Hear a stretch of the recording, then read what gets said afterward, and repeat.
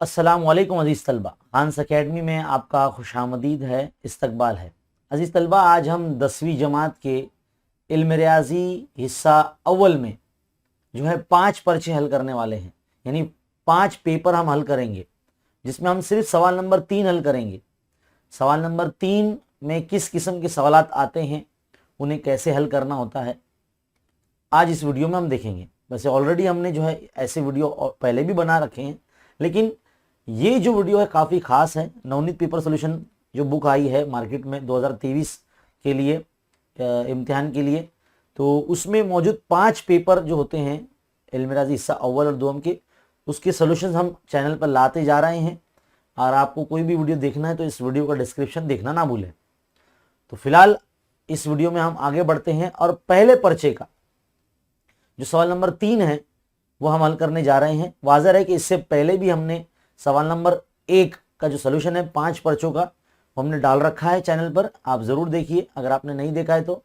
और सवाल नंबर जो 2 का हल है वो भी हमने चैनल पर डाल रखा है, वो भी आप देखिए, है ना। इस वीडियो में हम सवाल नंबर 3 के सलूशन की तरफ बढ़ते हैं। तो चलिए, सबसे पहले पेपर का सवाल नंबर 3 आपके सामने ये रहा। देखिए भाई, क्या बोला गया है यहाँ पर, एक मुरब्बई मसावात दी गई है, x square Nafi 10x Nafi 24 बराबर 0। सरगर्मी पर मबनी सवाल है। अब इसके अंदर हमको जो है ABC की कीमत ऑलरेडी यहाँ पर निकाल के दे रखी है, बस हमको सही बॉक्स में सही कीमत फिट करनी है। देखिए बी स्क्वायर यानी बी मतलब -10, तो -10 का स्क्वायर तो -10 आप यहाँ लिखेंगे, है ना। फिर -4 इंटू ए इंटू सी सब लिखा हुआ है। बस नफी 10 का मुरब्बा कितना हो जाएगा, जमा का 100 हो जाएगा, और 24 चौक ये हो जाएगा 96, 96, 96 और 100 196 यानी 196 हो जाएगा यहाँ पर। अब इस तरह से लिखेंगे, है ना, इस तरह से जो है आप यहाँ पे लिखेंगे तो 196 आपका आ गया। अब आखिर में आपको जो यहाँ पर ज़ाब्ते के तरीके से हल करना है इसको, तो यहाँ पर जो ज़ाब्ता है आपको मुकम्मल करना है। आपने उम्मीद है जो है मुरब्बई मसावत सबक के अंदर ये ऐसे सवाल हल किए होंगे। तो इसका फॉर्मूला है -b यानी नफ़ी b जमा नफ़ी जज़र में b स्क्वायर -4ac जज़र में b स्क्वायर नफ़ी 4ac, इस तरह से फॉर्मूला होता है। फॉर्मूला यहाँ कम्प्लीट हो गया। वैल्यू भी आगे आधी रख कर दी गई है, 196 यहाँ पर इस तरह से रख देंगे। क्या बनकर बाहर आ जाएगा, ये 196 जो है वो 14 का मुरब्बा है, तो 14 बन के बाहर आ जाएगा इस तरह से जज़र के। अब इसको क्या करना है, यहाँ पर हमारा ऑलरेडी खत्म हो चुका है सवाल। इतने ही बॉक्सेस जो है हमको फिल करने हैं जितने यहाँ पर दिए गए हैं। कोई स्टेप आपको खुद से बढ़ाना नहीं है कि भाई इसके बाद स्टेप बाय स्टेप हम यहाँ लिख लेते हैं। देखो एक्स की कीमत यहाँ 12 आ चुकी है, यहाँ पर 2 नफ़ी 2 आ चुकी है। तो ये आपको जितने बॉक्सेस यहाँ दिए गए बस उतने ही फिल करना है, उतने ही भरने हैं आपको। कोई भी स्टेप आपको खुद से नहीं डालना है आगे। चलिए आगे बढ़ते हैं अगले सवाल की तरफ। वैसे याद रखें कि सवाल नंबर 3 के ए में जो सरगर्मी पर मबनी सवाल होते हैं, जिसमें से 2 सवाल आते हैं, एक करना आपको होता है। अब यहाँ पर देखेंगे आप, सवाल नंबर 3 के अंदर जो है आपको एक जदौल दी गई है, उसमें तमाम कीमत आपको दी गई है, उसके मुताबिक जो आपको करना है वो टेबल आपको ध्यान में रखना होगा। टेबल आपको सामने रखना पड़ेगा, तभी आप जो है ये एक्टिविटी कंप्लीट कर सकते हैं। हम यहाँ टेबल नहीं दिखा रहे हैं क्योंकि स्लाइड में इस पेज पर जो है एक साथ 2 चीज़ें साथ में हम दिखा नहीं सकते, इसलिए यहाँ पर जो है हम सिर्फ सरगर्मी वाला हिस्सा है वो दिखा रहे हैं। टेबल जो है आप सामने रखें, उसमें एन की कीमत 125 आपकी आ चुकी है। अब 125 किस जमात में इज्तिमाई ताद्दुद में दिखाया जाएगा, तो वो 153 जो है उसका इज्तिमाई ताद्दुद है, तो 153 आपको लिखना है। इसलिए नज़री जो जमात होगी जिसमें इज्तिमाई ताद्दुद 153 है, 153 है, तो वो है 150 से लेकर 200 के दरमियान वाली जो है जमात है। यहाँ कीमतें तमाम दी गई है। L बराबर 150 है, क्योंकि जिस तरह से हमने यहाँ देखा जमात की जो निचली हद होती है वो L होता है, और ताद्दुद जो होता है आप टेबल में देख सकते हैं 90, जो कि यहाँ पे लिखा हुआ है। अब जो जमात चुनी गई है उसके पीछे वाला जो हिस्सा होता है वो क्यूमुलेटिव फ्रीक्वेंसी यानी CF होता है।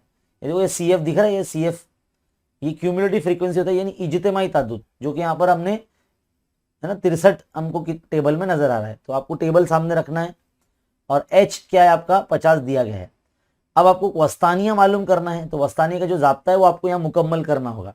तो फॉर्मूले आपको बेटा याद रखने पड़ेंगे। क्या है, n/2 n/2 नफी CF यानी इज्तिमाई तादाद यानी क्यूमुलेटिव फ्रीक्वेंसी। बस हो गया, बाकी सब तो लिखा हुआ है यहाँ पर। तो L 150 है, n/2 जो है आपका 125 आ चुका है देखो यहाँ पर, तो आप 125 लिखेंगे। CF आपका जो है 63, तो यहाँ पर 63 लिख देंगे आप, यानी 125 नफी 63 यहाँ आप लिख देंगे। अब इसको जो है सॉल्व करेंगे, 125 में 63 जाएंगे तो 62 बचेंगे 62। बस बाकी सब तो सॉल्व करा हुआ है, खत्म हो गया आपका हल। सिंपल है ना। ऐसे एक्टिविटी बेस्ड वाले क्वेश्चन जो है आपके बोर्ड इम्तिहान में या आपके प्री बोर्ड इम्तिहान में यानी शशमा इम्तिहान में, जिसके आपका जो प्रीलिम एग्जाम होता है उसमें पूछे जाते हैं। आगे बढ़ते हैं सवाल नंबर 3 के बी की तरफ। सवाल नंबर 3 का बी अब आप यहाँ देखेंगे। अब मुझे जो है कलर चेंज कर लेना होगा, है ना।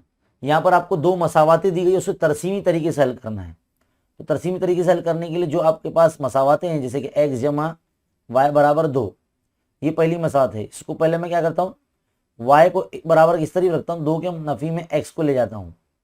अब इस मसावत में मैं x की अलग अलग कीमतें रखूँगा और y की कीमतें लेकर आऊँगा, और मुझे जो है किसी भी मसावत को मुर्तसिम करने के लिए मुझे मुहद्दिद की ज़रूरत पड़ेगी, है ना। आपको पता होना चाहिए, सबक नंबर 1 से लिया गया है, दो मुतगैरी खती मसावत से। किसी भी मसावत की जो तरसीम को अगर कागज़ जो है तरसीमी कागज़ पर अगर लेना है तो उसके लिए हमारे पास मुहद्दिद होना बहुत ज़रूरी है। तो मुहद्दिद होने के लिए x y इस तरह से हम जो है टेबल बना लेंगे, है ना। टेबल इस तरह से बना लीजिए आप, स्केल से बनाएंगे, स्केल पेंसिल से अच्छे तरीके से, है ना।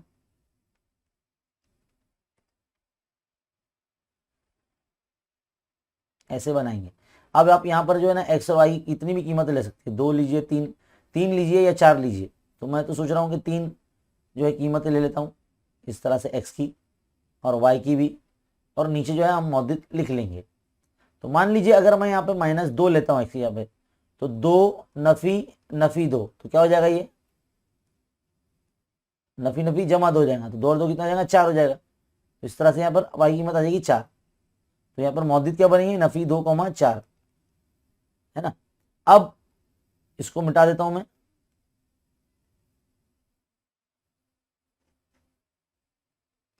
अब x की कीमत अगर मैं 0 लेता हूं मैं, तो 2 में से 0 गया तो 2 ही बचेगा, तो 0,2 आपका मुहद्दिद आ गया। इसी तरह से अगर मैं जमा का 2 लेता हूं तो 2 नफ़ी 2 कितना हो जाएगा, 0 हो जाएगा, तो 2,0 आ गया आपका। 3 नुकात तो हो गए हैं, 4 नुकात ले सकते हैं आप। इसी तरह से मैं मान लीजिए अगर 4 लेता हूं मैं, तो 2 नफ़ी 4, 2 नफ़ी 4, तो मतलब नफ़ी 2 बचेगा आपका, तो नफ़ी 2 आ जाएगा यहाँ पर। तो आपके मुहद्दिद क्या बनेंगे, 4, नफ़ी 2। बस अब आप इसको जो है इन तमाम नुकात को, ये जो आप इस वक्त देख रहे हैं सारे, इनको जो है तरसीमी कागज पर आपको लेना है। अब हम दूसरी मसावत के लिए भी जो है मुहद्दिद आपके लिए निकाल के दिखा रहे हैं, x - y = 4, ये मसावत है। इसमें भी हम क्या करेंगे, -y को यहीं रहने देते हैं, 4 के नफ़ी में x को ले जाते हैं इस तरह से, है ना। और क्या करेंगे, ये नफ़ी y है ना, नफ़ी y को यानी नफ़ी से जो ज़रब कर दीजिए तमाम मसावत को, तो कैसे बन जाएगी, ये y जमा में हो जाएगा, यानी अलामत सबकी बदल जाएगी, है ना। तो ये हो जाएगा x जो हो जाएगा नफ़ी का जमा हो जाएगा, और y 4 जो है ये जो जमा में है वो नफ़ी में हो जाएगा। तो यानी x की जो भी कीमत हम लेंगे उसमें से 4 को नफ़ी करना पड़ेगा। तो बस इसके भी जो है मुहद्दिद बना लीजिए, x y और x, y।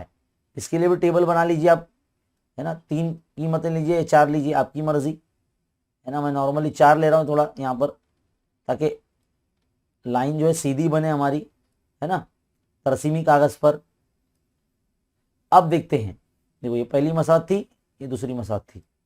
अब यहाँ पर x की कीमत जो है मैं 0 लेता हूँ मैं, तो x की कीमत 0 लूँगा तो 0 - 4 -4, है ना। तो ये -4 आ गया, तो हमारा मुहद्दिद क्या होगा, 0, -4 हो गया। अगर मैं यहाँ 1 लेता हूँ x की कीमत, तो 1 - 4 मतलब -3, तो 1, -3। और अगर मैं यहाँ 2 ले लेता हूँ, तो 2 - 4 यानी -2, तो 2, -2 हो गया आपके मुहद्दिद। और अगर मैं यहाँ 3 ले लेता हूँ, तो 3 - 4 यानी -1, तो 3, -1 आपके मौजूद तैयार हो गए। अब इस तरीके की जो जदौल आपकी जब बन जाती है, यानी मौजूद आपके पास जब आ जाते हैं, तो दूसरी मसावात की भी तमाम नुकात को यानी मौजूदीन को तरसीमी कागज पर आपको लेना पड़ता है। तो चलिए किस तरह से लेते हैं मैं आपको बताता हूँ। देखिए अजीज तलबा, आप इस वक्त जो देख रहे हैं ये तरसीमी कागज़ पर हमने जो है बना के डाल दिया है, मतलब तमाम नुकात हमने तरसीमी कागज़ पर मुर्तसिम कर लिए हैं और उनको जो है मिला दिया है, यानी दोनों मसावातों की जो ख़त ये हमने तरसीमी कागज़ पर मुर्तसिम कर ली है ना, ये बना लिया है। अब ये दोनों जहाँ पर एक दूसरे को कता कर रहे हैं वो नुकात की जो मौजूद है वो 3,1 है, यानी ये जो आप इस वक्त देख रहे हैं है ना, ये 3,1 इस दोनों मसावात का जो है एक मुनफरिद हल है। तो इस तरीके से आपको बनाना है। याद रखिए यहाँ पर आपको पैमाना लिखना भी पड़ेगा।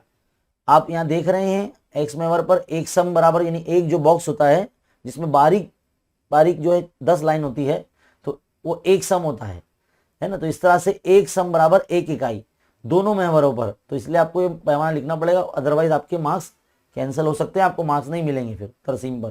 3 मार्क्स की ये तरसीम होती है। आपको जदौल भी बनाना पड़ेगी, जदौल बनाने के बाद आपको तरसीमी कागज़ भी आपको एग्जाम में मिलेगा, तो उस पर आपको इस तरह से मुतसिम करना होगा। चलिए बढ़ते हैं आगे। अब बच्चों सवाल यहाँ बोला गया है कि एक ताजिर है, एक खिलौना 24 रुपए में फरोख्त करता है ना, 24 रुपए में फरोख्त करता है यानी बेच देता है, और खिलौने की कीमत खरीद के मसावी जो है फीसद मुनाफा हासिल करता है। तो खिलौने की खरीद कीमत क्या होगी? चलिए खिलौने की खरीद कीमत मालूम करते हैं। मान लीजिए खिलौने की जो खरीद कीमत है वो है कितने, x रुपए। कितने हैं? x रुपए है। तख्ते सियाह पर हम लिख रहे हैं, बोर्ड पर लिख रहे हैं। उम्मीद है आपको ऐसे लग रहा होगा कि आप बिल्कुल आपकी स्कूल में टीचर से आप पढ़ रहे हैं, इसलिए मैंने जो ये ब्लैक बोर्ड आपके सामने रखा है। तो खरीद कीमत हमने फर्ज कर लिए। अब जो बेचने वाला जो ताजिर है उसने क्या किया, कीमत खरीद के मसावी जो है उसने मुनाफा ले लिया है, यानी उतने फीसद मुनाफा ले लिया है, हासिल किया है फरोख्त करके। कितने रुपए में फरोख्त किया? 24 रुपए में फरोख्त किया है ना। तो यहाँ पर लिखा है ऊपर कि खिलौने की खरीद कीमत के मसावी फीसद मुनाफा हासिल किया है, यानी इतना मुनाफा उसने जो है हासिल किया है। तो अजीज तलबा आप यहाँ देख रहे हैं कि मुनाफा जो है वो खरीद कीमत के मसावी फीसद रखा गया है। तो नॉर्मली किसी भी कीमत खरीद पर जो है जितना मुनाफा होता है वो कुछ इस तरह से लिखा जाता है ना। तो ये मुनाफा हम मालूम कर रहे हैं एक तरह से, यानी x ज़रब x बटे 100। देखो ये जब ये परसेंटेज की निशानी जब हटती है तो बटे में 100 लगता है। तो ये जो है समझ लो x ज़रब x, x स्क्वायर हो गया, x बटे 100, ये हो गया मुनाफा। ये क्या हो गया? मुनाफा हो गया।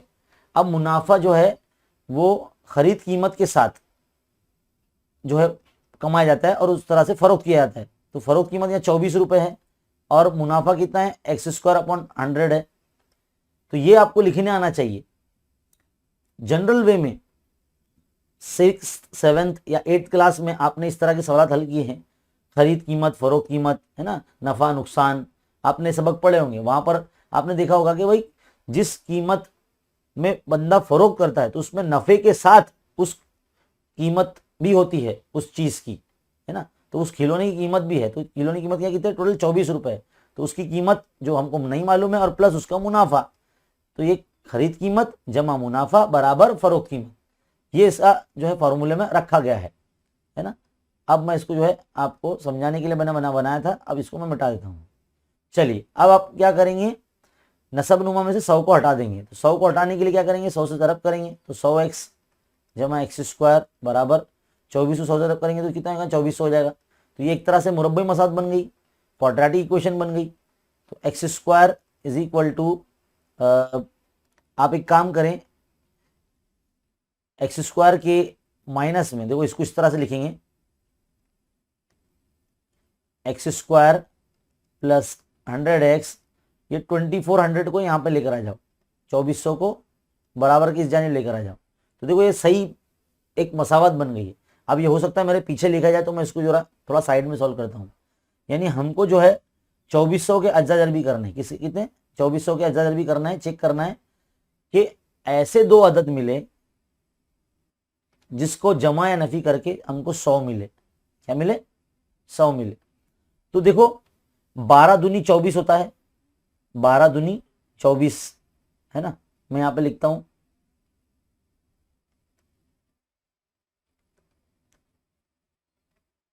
12 दूनी 24। अगर मैं यहां पर ये जो दोनों जीरो है वो एक जीरो यहां पर एक जीरो यहां पर लगा लो तो 12 120 और 20 में जो है 100 का फर्क है, और यहां पर भी देखो 100 है ना। तो दो नंबर हमको ऐसे मिलना चाहिए जिसका फर्क या जमा ये बीच वाला नंबर मिलना चाहिए। अज्जा जरबी का तरीका हमने ऑलरेडी सिखाया है। अगर आप में से किसी को यहां से ये वाला स्टेप समझ में नहीं आ रहा तो पहले आप अज्जा जरबी सीखिए, है ना। अज्जा जरबी आपको करने आना चाहिए, फैक्टराइजेशन मेथड। तो देखो 2400 आपको माइनस में चाहिए, तो देखो ये दोनों नंबर जो है माइनस में रखने पड़ेंगे। अब आपको ये जो दोनों नंबरों को जो है ना मसावात में एक्स के कपड़े पहना के बिठा देना होगा इस तरह से। तो मैं यहाँ लिख रहा हूँ एक्स स्क्वायर नफी 120x जम नफी 20 नफी 200, इसको भी एक्स लगाएंगे ना, और नफी 2400 बराबर 0। बस यहाँ से कॉमन निकालना है, तो एक्स ब्रैकेट एक्स माइनस 120 जमा नफी 20 और एक्स नफी 120 इक्वल टू 0। अब देखो दोनों ब्रैकेट सेम सेम है तो इसको एक बार लिख दो, एक्स नफी 120 और एक्स नफी 20 बराबर 0। अब अगर 0 बांट देंगे तो एक्स नफी 120 बराबर 0 और एक्स नफी 100 सिर्फ 20 बराबर 0। तो एक एक्स की कीमत एक तो 120 आएगी और एक आएगी 20। तो 20 जो है यहाँ पर 120 तो हम नहीं मान सकते, है ना। यहाँ पर अगर आप देखेंगे, अगर आप 100 जमा में लाना है ना आपको यहाँ पर, तो ये 120 जमा में रखना पड़ेगा इस तरह से। तो ये जमा में रहेगा यहाँ पर, है ना, ये जमा में रहेगा। तो ये खिलौने की कीमत है ना नफ़ी में आ जाएगी, यहाँ पर नीचे क्या आ जाएगी, नफ़ी में आ जाएगी। तो किसी भी खिलौने की कीमत नफ़ी में नहीं हो सकती, खिलौने की कीमत नफ़ी में तो नहीं हो सकती। तो इसलिए 20 रुपये जो है खिलौने की कीमत हो जाएगी। क्या हो जाएगी? 20 रुपये खिलौने की कीमत हो जाएगी। तो यहाँ पर हम कह सकते हैं कि ताजिर ने खिलौने की जो कीमत है वो मुनाफे के साथ 24 रुपये जो रखा था उसकी खिलौने की कीमत 20 रुपये है। कितनी है खिलौने की कीमत, यानी एक्स की कीमत कितनी है? 20 हम मानेंगे। तो इस तरह से इसको सॉल्व करना है। पहले यहाँ से यहाँ जाएंगे, फिर ये वाला लिखेंगे और फिर ये लिखेंगे, क्योंकि हमारे पास एक ही स्लाइड होती है, उसी के अंदर हमको लिखना पड़ता है। इसके लिए थोड़ा सा आपको इस तरह से नज़र आ रहा है। और हाँ, ये जज़र निकालने वाला याद रखना, ये 100 आना चाहिए। मतलब 2400 के अज्जा जरबी की हमने जज़र निकाले हैं, रूट निकाले हैं। तो ये कैसे निकाले हैं? 120 इंटू 20, एक 12 दूनी 24 होता है, तो 120 ज़रब 20 2400 होगा, है ना। अब हमको लाने हैं 100, यानी जो बीच में जो नंबर रहता है वो हमको लाना पड़ता है इन दोनों नंबर से। तो 120 के जमा में रहेगा तो छोटा नंबर माइनस में रहेगा, क्योंकि 100 जमा में चाहिए ना। तो 100 जमा में कब आएगा? जब बड़ा नंबर यानी 120 जमा में रहेगा तब आएगा। तो इस तरह से हमने यहाँ पर देखो जमा में लिखा और इसको नफ़ी में लिखा, इसलिए देखो 120 यहाँ माइनस में आया नीचे, और जो 20 है वो जमा में है।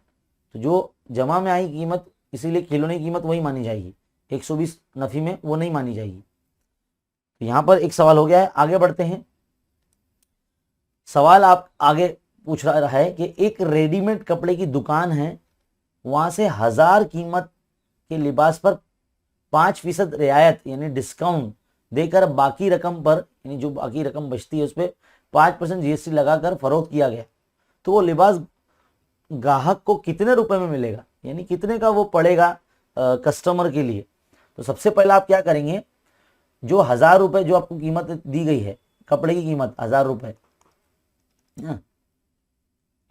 लिबास की कीमत, लिबास की कीमत, है ना, और रियायत की शरह, ये सब लिखेंगे आप, रियायत की शरह पूरा हल करेंगे ऐसा। 5% जीएसटी की शरह, जीएसटी की शरह, शरह यानी रेट यानी परसेंट, कितना, ये भी 5 है।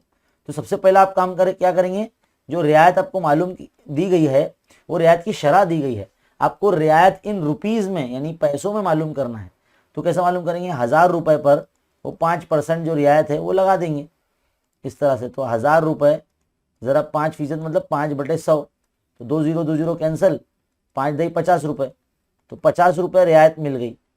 तो 1000 रुपये का वो कपड़ा था, है ना, उसमें से अगर ये 50 रुपये आप निकालते हो तो हमको काबिल टैक्स कीमत जो लिबास की है, लिबास की काबिल टैक्स कीमत, काबिल टैक्स कीमत ये आपको मालूम हो जाएगी।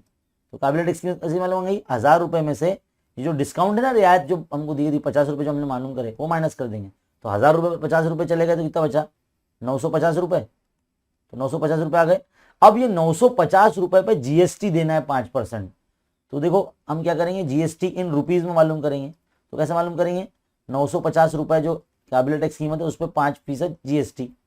तो इस तरह से 950 बटे 5/100, देखो 5% को 5/100 लिखते हैं।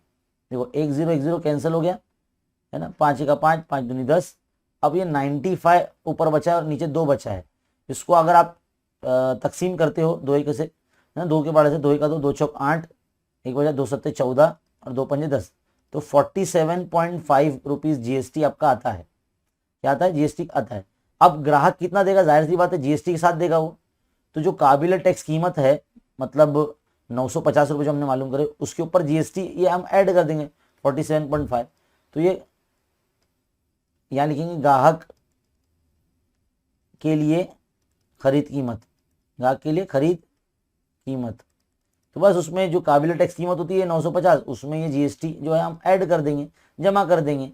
तो कितना हो जाएगा ये 95 में, देखो 7 और 5 नहीं, देखो बेटा यहाँ पे जमा करके दिखाता हूँ मैं। 950 में 47.5 इस तरह से हम ऐड करेंगे। ये 5, ये 7, ये 9, ये 9, तो 997.5 रुपीज़। इतने रुपए जो है ग्राहक को देने पड़ेंगे, इतने रुपए जो है ग्राहक को देने पड़ेंगे। तो बहुत ही सिंपल आसान सवाल हमारे जो सबक नंबर जो 4 है, माशी मनसूबाबंदी, वहां से ये सबक जो है सवाल लिया गया है। आगे बढ़ते हैं अगले सवाल की तरफ। अगला सवाल जो बोला गया है, झेल में जमात दहुम के 50 तुलबा के लिए रोजाना मुताला के लिए तफवीज़ किए गए घंटों और तुलबा की तादाद, उसकी तादाद तकसीमी जदवल जो दी गई है। तो इन तुलबा का जो है मुताले का मियानिया मालूम करना है। तो देखो भाई, मियानिया मालूम करने की जो है 3 तरीके हैं। मैंने ऑलरेडी इस पर वीडियो बना रखा है, पूरे सिलेबस पर वीडियो मेरे चैनल पर मौजूद है।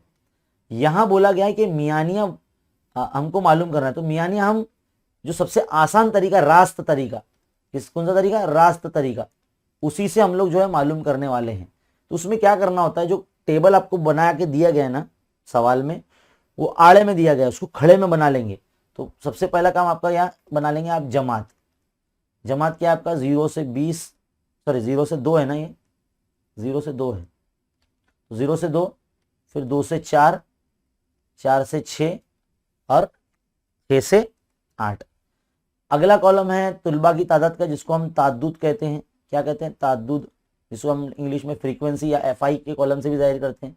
तो जो भी नंबर दिया गया 10, 16, 20 और ये 4, सबसे पहला काम क्या करना है ना, आप इसका टोटल कर देना। तो टोटल करने के लिए इस अलामत का इस्तेमाल करते हैं, इसका नाम है समेशन या सिग्मा।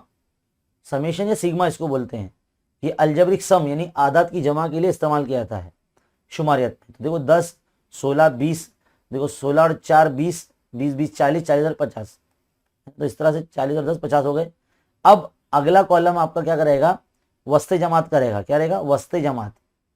वस्त जमात, वस्त जमात के कॉलम को उम्मन XI से जाहिर करते हैं।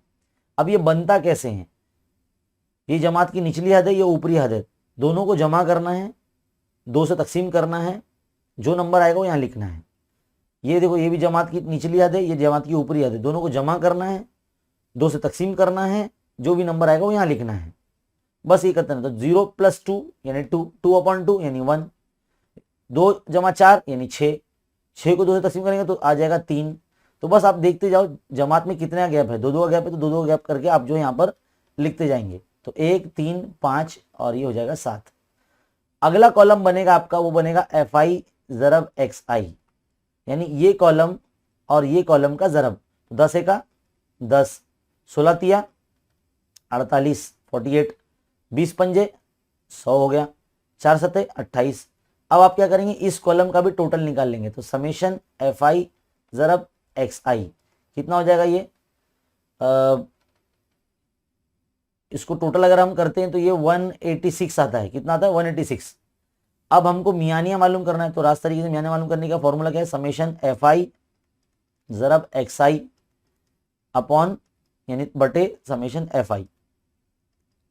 तो ये कीमत जो है 186 को तकसीम करना है 50 से। तो अब इसको तकसीम कर लीजिए, 5 का 5 ऐसा काटो, 5 तिया 15 है ना, कितने बचे, 3 बचे, 5 सत्ते 35, अशारा लगाए, एक बचा था ना, अशारा लगाए, 0 बड़ा 5 दूनी 10 और 37.2 अपॉन 10 आया है। अब इसको और 10 से तक डिवाइड करेंगे तो डेसिमल यानी जो अशारिया इधर पीछे सरक जाएगा, यानी 3.72 हो जाएगा। तो ये मियानी आपका आ जाएगा 3.72 आपका आंसर आ जाएगा। तो इस तरीके से आप जो है ये सवाल हल करेंगे।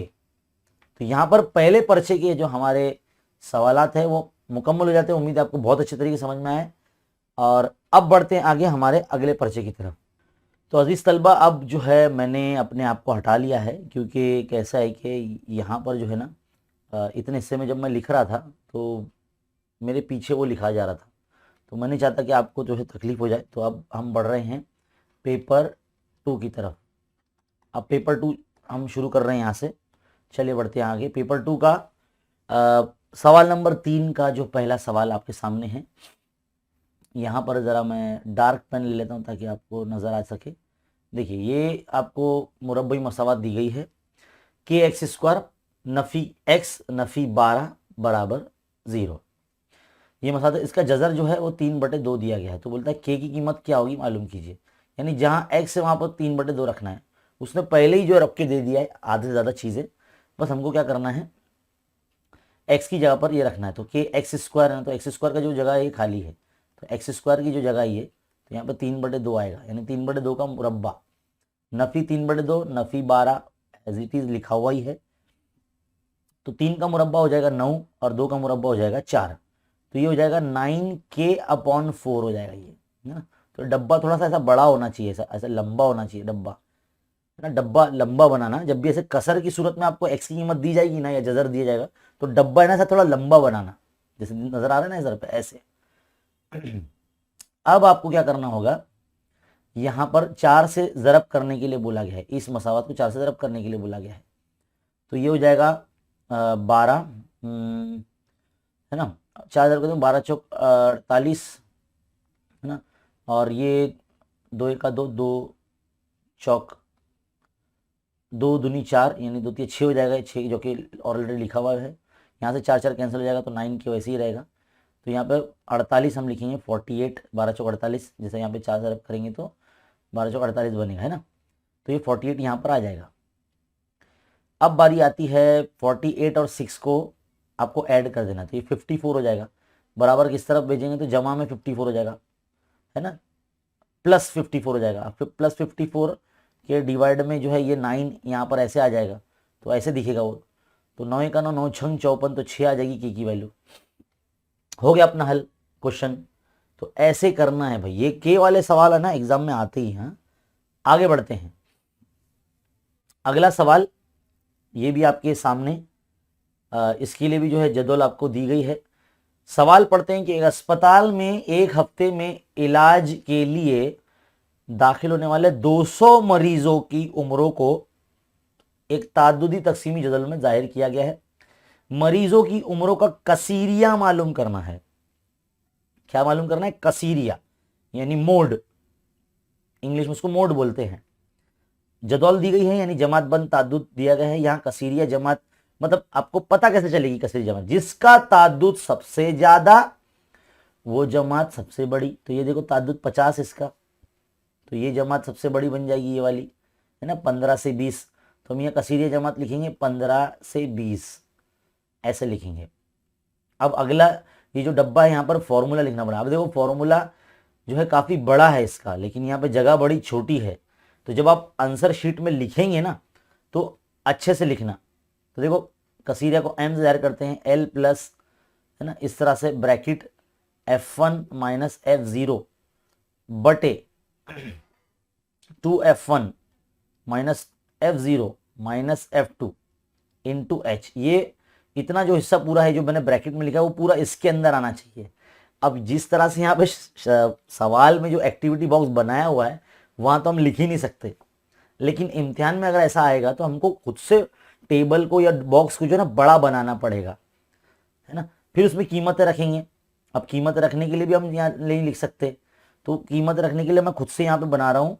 जैसे कि 15 जमा डब्बा थोड़ा सा बड़ा बनाऊंगा, ऊपर लिखूंगा 50 नफी 30, है ना, क्योंकि F1 कितना है 50 है। F1 क्या है यहाँ पर, जो चुनी गई जमात होती है ना उसका जो तादुद है, यानी जो सबसे जब बड़ा होता है वो F1 वो 50 है, और उससे पहले जो आता है F0 वो है 30, है ना, और उसके बाद जो आता है 50 के बाद, जैसे कि ये बाद वाला ये है F2, है ना, 38 है। तो ये आपको पता होना चाहिए किसको क्या बोलते हैं।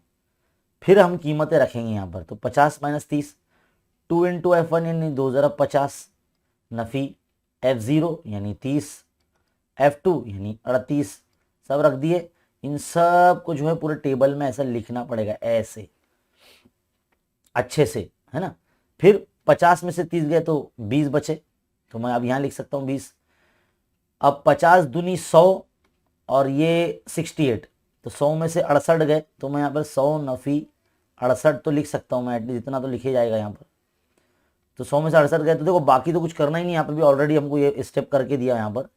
तो 20 पंजे 100, है ना, कर सकते हैं इसको। और फिर या 2 से ही काट दो, 2 1 2 यानी 10, और 2 1 2 8 16, है ना। फिर 2 पंजे 10, 2 8 16, तो ऊपर 5 पंजे 25 बटे 8, तो 25 बटे 8 यहाँ हम लिख सकते हैं।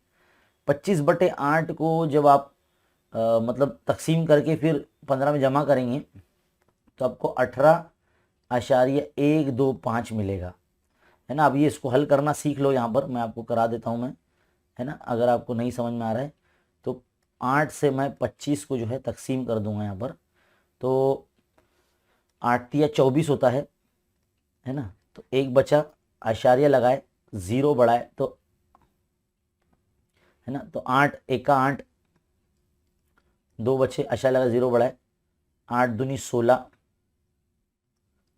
है ना। तो इस तरह से 4 बचे, आशार्य लगा 0 बढ़ाए, तो 8 पंजे 40, तो 125 आ गया आपको, यानी 3.125। अब ये 3.125 जो है 15 में अगर जब जमा होगा तो कितना होगा, 15 या 18, 15 3 18, और ये 125, तो देखो यही आंसर आया ना अपना इधर पे। तो इस तरह से जो है करना है, तो हमारा ये जो आंसर है ये राइट हो गया।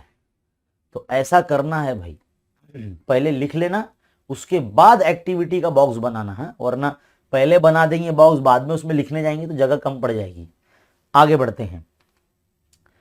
अगला सवाल है ये हमारा, ये है सवाल नंबर 3 के बी का पहला। अब यहां बोला गया है 2 मुकम्मला जावियों में अगर एक जाविये की पैमाइश दूसरे जाविये की पैमाइश के 50 दर्जे ज्यादा हो तो हर एक जाविये की पैमाइश मालूम कीजिए। अब मुकम्मला जाविये किसको बोलते हैं, ऐसे जाविये जिनको जमा करो तो 90 दर्जे का जाविया बनता, है ना। जैसे कि ये 2 जाविये, ये मुकम्मला जाविये, ये 2 जाविये मुकम्मला, है ना, इन दोनों को जमाएंगे मतलब मिलाएंगे तो 90 दर्जे का जाविया बनेगा। तो ये 2 जाविये है समझ लो। तो मान लो एक जाविया x है दर्जे का, दूसरा y दर्जे का है। अब दोनों को जो जमा करेंगे तो कितना आएगा, 90 बनेगा, यानी x जमा y बराबर 90। ये उसकी खुसूसियात है ना, 2 मुकम्मला जाविये की मजमूई की जो खुसूसियात है वो 90 दर्जे होती है। तो ये पहली मसालत हमारी बन गई। अब सवाल क्या बोला है, 2 मुकम्मला जाविये में अगर एक जाविये की पैमाइश जो है, मतलब एक जाविया समझ लो वो x है, उसकी जो पैमाइश है वो दूसरे जाविये की 50 ज़्यादा है। तो ये समझ लो एक तरह से दूसरी मसालत बनने का हमारे तरफ ऑप्शन मिल गया है। तो ये y को यहाँ ला लो, तो ये 50, ये मसालत नंबर 2 बन गई।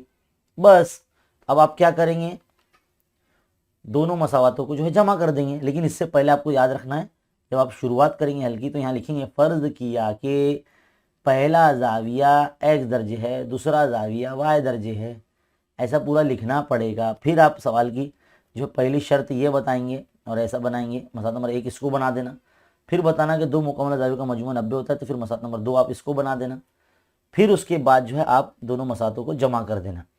तो मैं ऐसा लिख रहा हूँ 1+2 ऐसा लिख रहा हूँ मैं, लेकिन आप ऐसा नहीं लिखना, आप पूरा अच्छे से लिखना कि भाई मसात नंबर 1 और 2 को जमा करने पर ऐसे लिखना। तो x जमा वाई बराबर 90 और x नफ़ी वाई बराबर 50 ऐसे लिखेंगे। तो देखो ये जमा वाई नफ़ी वाई कैंसिल, x 2x हो जाएगा और 9 और 5 14 यानी 140 हो जाएगा ये।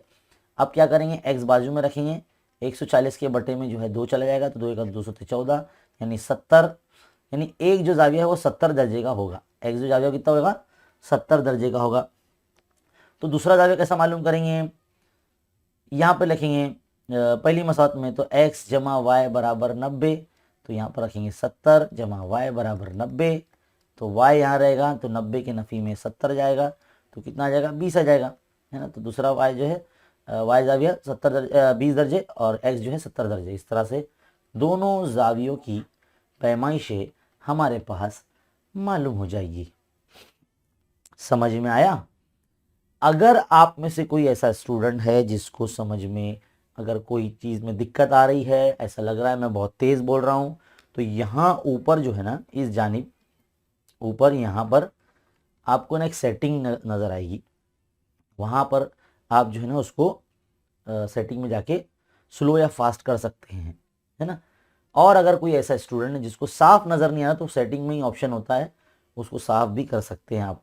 उसमें बस नेट आपका ज़्यादा इस्तेमाल होगा, है ना। अगर आपके घर में इंटरनेट है, वाईफाई है, तो आप नेट पर ही ऑनलाइन हमारा वीडियो देखें तो ही ज़्यादा बेहतर होगा। डाउनलोड करके बराए करम ना देखें, वरना हमारी मेहनत पानी में मिल जाएगी। चलिए आगे बढ़ते हैं अगले सवाल की तरफ। अगला सवाल है आपके सामने, एक तबई अदद है और उसका ज़रबी माकूस, उसका मजमुआ 65/8 है, तो वो तबई अदद मालूम कीजिए। मान लीजिए फ़र्ज़ किया कि वो तबई अदद जो है वो x है, क्या है x है। तो तबई अदद का ज़रबी माकूस, तबई अदद का ज़रबी माकूस क्या हो जाएगा, यानी 1/x हो जाएगा ये, या सिर्फ माकूस भी बोलेंगे तो 1/x हो जाएगा। अब क्या बोला है, दोनों का मजमुआ, तो x पहला अदद और उसका ज़रबी माकूस यानी 1/x का मजमुआ कितना है, 65/8 बोला है। तो बस बन गई मसावत। कितना आसान था, मजमुआ बोला ना यहाँ पर, तो मजमुआ ये देखो ये लगा दिया मजमुआ। अब देखो नीचे x भी है और 8 भी है, यानी इस मसावत को जो है ना 8x से ज़रब करेंगे, 8x से ज़रब करने पर, तो जब ज़रब करेंगे तो देखो कैसा दिखेगा, 8x ज़रब ये वाला x, है ना, जमा 8x ज़रब 1/x, 8x ज़रब 65/8।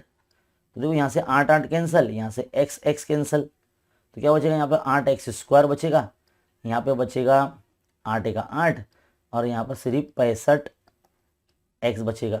इसको भी यहाँ लेकर आ जाना अगले स्टेप में। तो मैं देखो यहाँ से लिख रहा हूँ 8x² नफ़ी 65x जमा 8 बराबर 0। अब आप क्या करेंगे, अज्जा भी करेंगे, यानी मुरब्बा मसात बन चुकी है, तो ये नंबर और ये नंबर का पहले ज़रब करेंगे, है ना। क्या करेंगे, ज़रब करेंगे, तो 8 8 कितना हो गया, 64 हो गया। अब 64 के आपको अज्जा ज़रबी करने हैं, चेक करना है कि किस पाड़े में आएगा, तो हमको ये 65 अदद मिलेगा। तो भाई मैं 64 का 64 ही लूँगा मैं, और 65 माइनस में चाहिए, तो दोनों नंबर हमको 64 और 1 दोनों को नफ़ी में रखना पड़ेगा। बस अब 8x² ये जो नंबर था पहला वाला वैसे का वैसे ही रहेगा, बस इसकी जगह पर जो है हम इन दोनों को x लगा के बिठा देंगे। तो नफ़ी 64x नफ़ी 1x जमा 8 बराबर 0। अब देखो यहाँ से कॉमन निकालने आना चाहिए, क्योंकि 8 और 64 दोनों एक ही पाड़े में आते हैं। तो 8x अगर मैं कॉमन निकाल लूँ तो x नफ़ी 8 इधर आ जाएगा, 8x ज़रब x 8x² नफ़ी ये भी नफ़ी 8 8 है ना, नफ़ी है भैया, यानी तो आप लोग सोचेंगे भाई ये बराबर कहाँ से आ गया, है ना, नफ़ी है वो। फिर नफ़ी 1 जो यहाँ लिखे वही आएगा यहाँ पर, x नफ़ी 8 बराबर 0। अब देखो दोनों x नफ़ी 8 दो बार हो गए, एक बार लिख दो x नफ़ी 8, क्या बच रहा है 8x नफ़ी 1 बराबर 0। अब 0 काट देंगे, x नफ़ी 8 बराबर 0 या फिर 8x नफ़ी 1 बराबर 0, तो x बराबर प्लस में 8 हो जाएगा, 8x इक्वल टू ये प्लस में 1 हो जाएगा। तो x बराबर 8 आ गया और ये x बराबर 1/8 आ गया। तो इस तरह से ये जो है हमारा सवाल यहाँ पर मुकम्मल हो गया। देखो पार्टीशन भी बना दिया मैंने, इतना आपको करना है। समझ में आ गया कितना आसान है। तो ऐसे सवाल जो है सवाल नंबर 3 में बनते हैं। आगे बढ़ते हैं अगले सवाल की तरफ।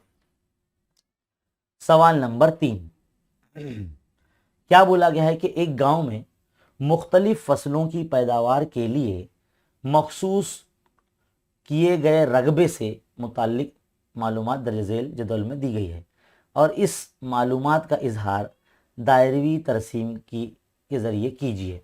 मतलब इन तमाम मालूमात को दायरवी तरसीम में बताना है।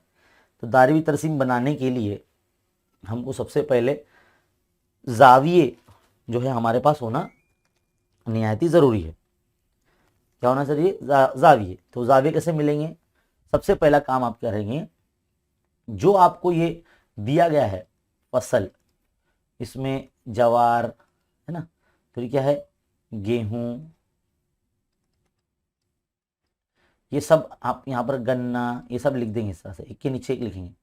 फिर सब्जियां तरकारियां, जो भी है सब्जियां तरकारियां, है ना। ये लाइन ज़रा टेढ़ी बन रही मेरी, लेकिन आप सीधी बनाना। इसके बाद क्या है, फसल के बाद सामने ये 40, इसका जो कीमत है 40, 60, 50 और ये 30। ये क्या है? इसका मद है ना, ये रकबा है। क्या ये रकबा है? इसका टोटल निकाल दो। क्या करो, इसका कुल निकाल दो। यहाँ पे कुल लिखेंगे, कुल टोटल कितना हो जाएगा? ये 40 और 60, ये हो गया 100, ये हो गया 150 और ये हो गया 180। 30 मिलके 180 हो गया, है ना। अब आपको क्या करना पड़ेगा? अब जाहिर है हमको दायरे तरसीम बनानी है। दायरे तरसीम के लिए हमको जाविया यानी मरकज़ जाविया थीटा चाहिए, है ना। तो मरकज़ी जाविया हमको बनाना है। तो मरकज़ी जाविया कैसे बनेगा? ध्यान से देखिए। ये जो मालूमात है 40, उसको टोटल से तक करेंगे तकसीम, यानी 180 से करेंगे तकसीम, ज़रब 360 से ज़रब करेंगे। 360 से क्या करेंगे? ज़रब करेंगे। तो देखो 1 0 1 0 कैंसिल, 18 का 18, 18 दूनी 36, तो 40 दूनी कितना हो गया? 80 हो गया। तो 80 डिग्री ये पहला जाविया आ गया। इसी तरह से अगला पॉइंट क्या है? 60 है। तो 60 को भी टोटल से तकसीम करेंगे और 360 से ज़रब करेंगे। 1 0 1 0 फिर से कैंसिल कर दो, 18 का 18, 18 दूनी 36, फिर 60 का ज़रब 2 यानी 120। तो इस तरह से दूसरा जाविया भी आपका आ गया। फिर आपका तीसरा 50/180 यानी टोटल ज़रब 360। 360 ज़रब इसलिए कर रहे हैं क्योंकि दायरवी तरसीम बनाना है, दायरा बनाना है, इसलिए 360 दर्जे का जो है इससे ज़रब करेंगे। तो 0 0 कैंसिल, 18 का 18, 18 दूनी 36, इस तरह से 50 ज़रब 2 यानी 50 दूनी 100, तो 100 दर्जे का जाविया। आखिरी बच रहा है 30, 30/180 ज़रब 360, तो 1 0 1 0 कैंसिल, 18 का 18, 18 दूनी 36, 30 दूनी 60, तो इस तरह से 60 आ गया। तो ये भी जो है हमारे मरकज़ी जाविये तमाम तैयार हो चुके हैं। अब इसकी मदद से जो है हम दायरवी तरसीम बनाएंगे।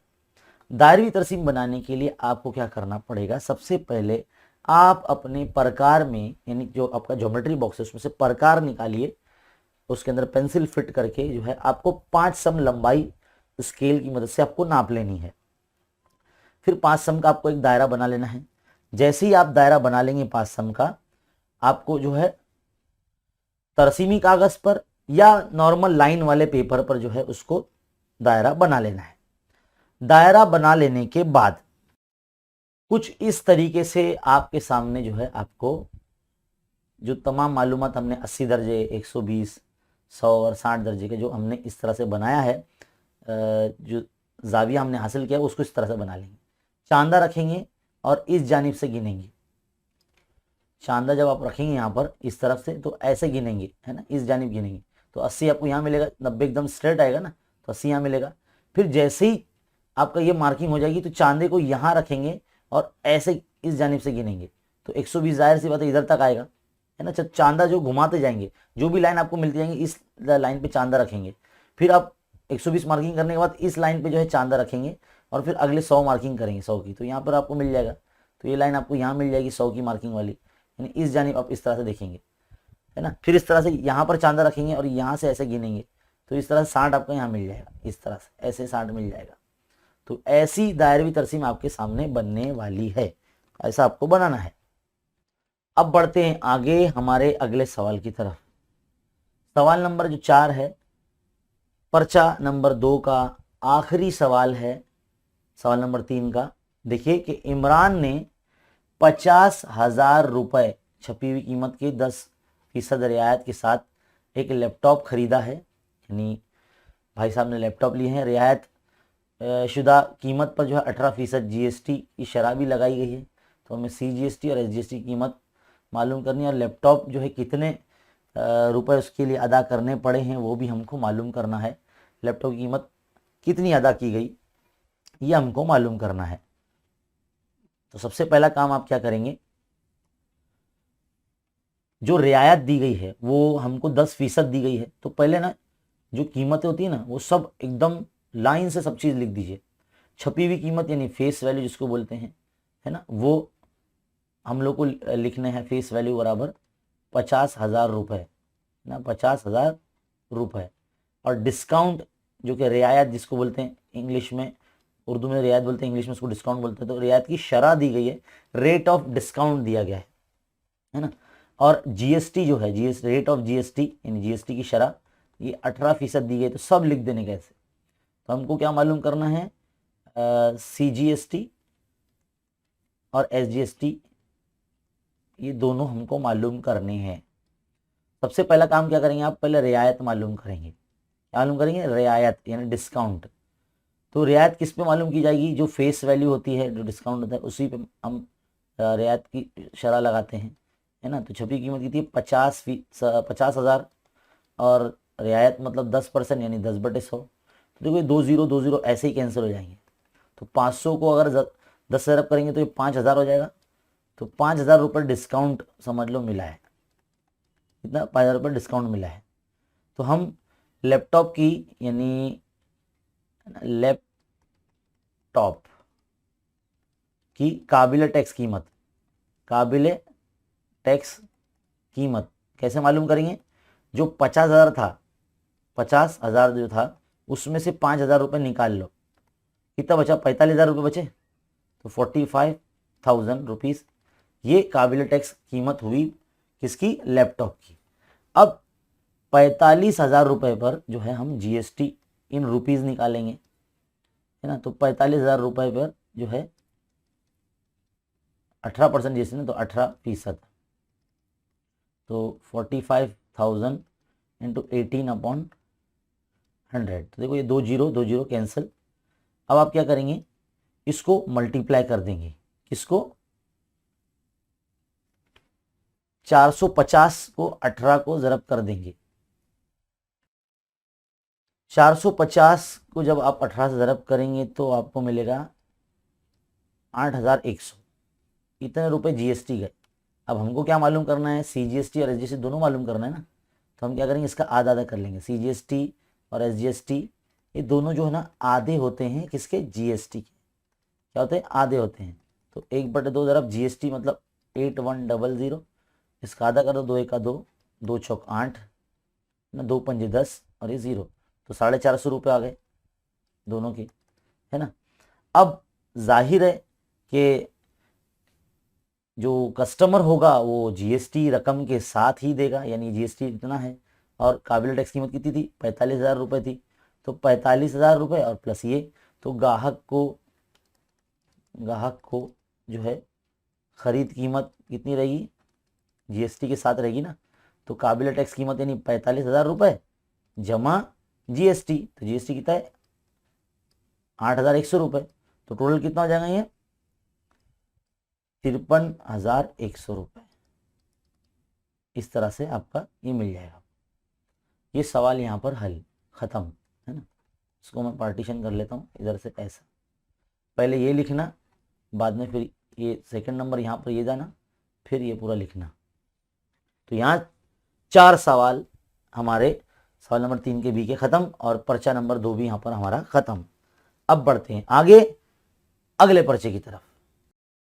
तो डियर स्टूडेंट, अब हमारा थर्ड पेपर जो है स्टार्ट हो चुका है। यहाँ से आपके सामने आप देख सकते हैं एक इक्वेशन दी गई है आपको, क्वाड्रेटिक इक्वेशन है, मुरब्बई मसावात है, इसकी जजर अल्फ़ा और बीटा है ये भी बोल दिया गया है। हमें बोला गया है कि अल्फ़ा क्यूब जमा बीटा क्यूब, ये इसकी कीमत मालूम करने के लिए दर्ज झेल सरगर्मी मुकम्मल करनी है।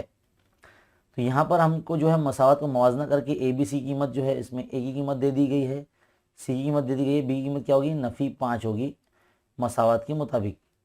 जो एक्स का ज़रीब होता है वो बी होता है ना। आगे अल्फ़ा जमा बीटा भी निकाल के दे दिया गया है, अल्फ़ा ज़रा बीटा सी कौन है, फॉर्मूला भी लिख के दे दिया गया है। सी की वैल्यू -1 है ना, और ए की वैल्यू भी 1 है, तो 1/1 यानी -1 आपका आंसर आ गया। आगे बारी आती है फॉर्मूला यानी ज़ाब्ता यहाँ मुकम्मल करना है। ए क्यूब यानी अल्फ़ा क्यूब जमा बीटा क्यूब, बिल्कुल वैसे ही फॉर्मूला है जैसे 8वीं क्लास में आपने चैप्टर 5 में तौसी ज़ाब्ते, वहाँ आपने ये फॉर्मूला पढ़ा था, अल्फ़ा क्यूब ए क्यूब जमा बी क्यूब के फॉर्म में पढ़ा था। तो वो बस उसको अल्फ़ा क्यूब जमा बीटा क्यूब में यहाँ लिखा हुआ है। तो a plus B cube -3ab into A plus B, यानी जहाँ a बोल रहा हूँ मैं वहाँ अल्फ़ा, जहाँ b बोल रहा हूँ मैं वहाँ बीटा। बस इस तरह से लिखकर आपको जो है बॉक्स बनाना है, आपका फॉर्मूला कंप्लीट। अब आपको क्या करना है, देखो ऑलमोस्ट आधे ज़्यादा जो वैल्यूज़ है रख दी गई है यहाँ पर। 5 का क्यूब 125, माइनस माइनस प्लस हो गया, ये 3 1 3 3 5 15, तो 15 125 में ऐड होगा तो 140 आपका आंसर आ जाएगा।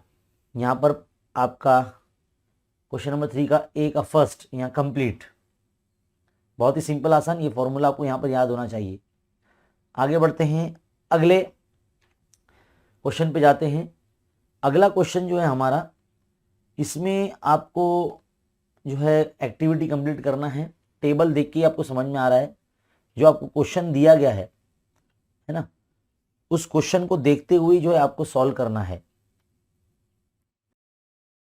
तो डियर स्टूडेंट, क्वेश्चन में देखते हुए आपको जो है ना ये टेबल आपको कंप्लीट करना है। देखो ये मार्क्स जो दिखे हुए, ये जमात का कॉलम है, ये ऑलरेडी हमारे क्वेश्चन में लिखा हुआ है, और ये जो है ये भी ताद्दुद वाला कॉलम, ये भी ऑलरेडी लिखा हुआ है। तो यहाँ पर देखो एक बॉक्स खाली, यहाँ पर आएगा 3, क्वेश्चन में देख के लिखना है आपको। इसका टोटल भी देखो आपको करके दिया है।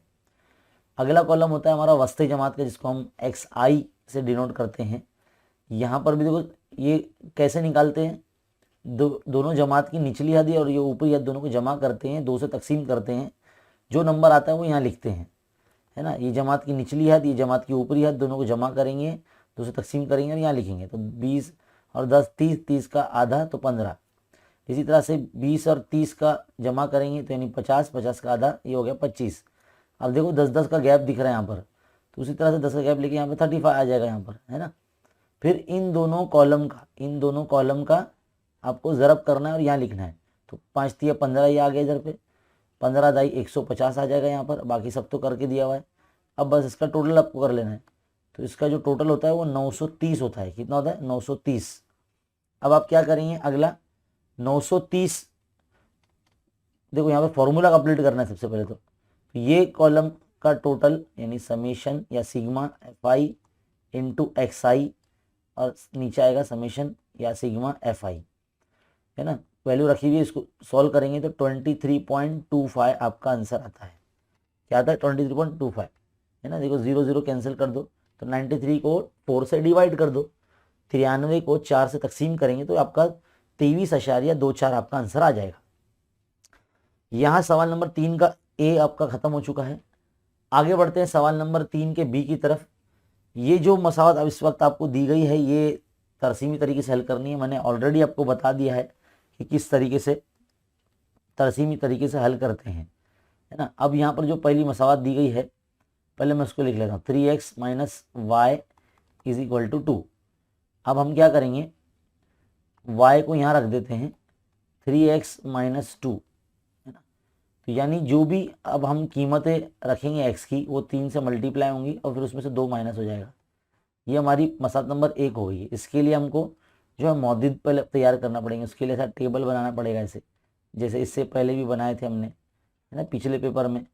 तो ऐसे ही सॉल्व करेंगे, है ना। स्केल की मदद से जो है आप टेबल बनाइए, मेरे से हाथ से मत बनाना, है ना, क्योंकि मैं डिजिटल पेन का इस्तेमाल कर रहा हूँ तो मेरा शायद थोड़ा टेढ़ा मेढ़ा बन सकता है ना। आपका नहीं बनना चाहिए क्योंकि आपके पास पूरा कंपास बॉक्स होगा ना, उसमें से स्केल का इस्तेमाल कीजिए आप।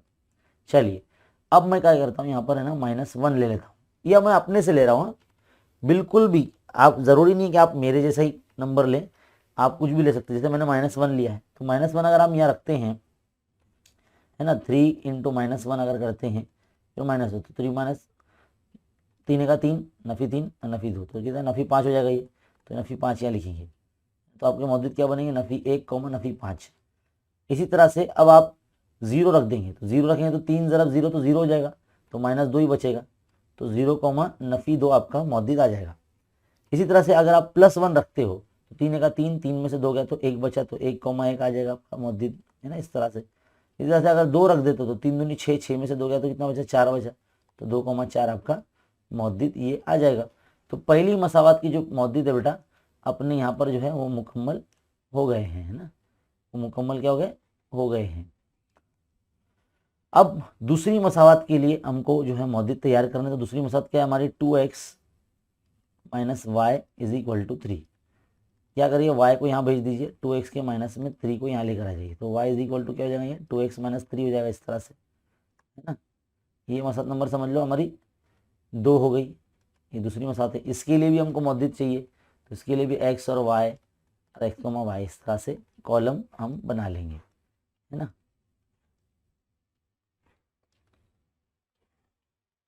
एकदम अच्छे से बनाएंगे। देखो ये कितना अच्छे से बन रहा है ये वाला कॉलम।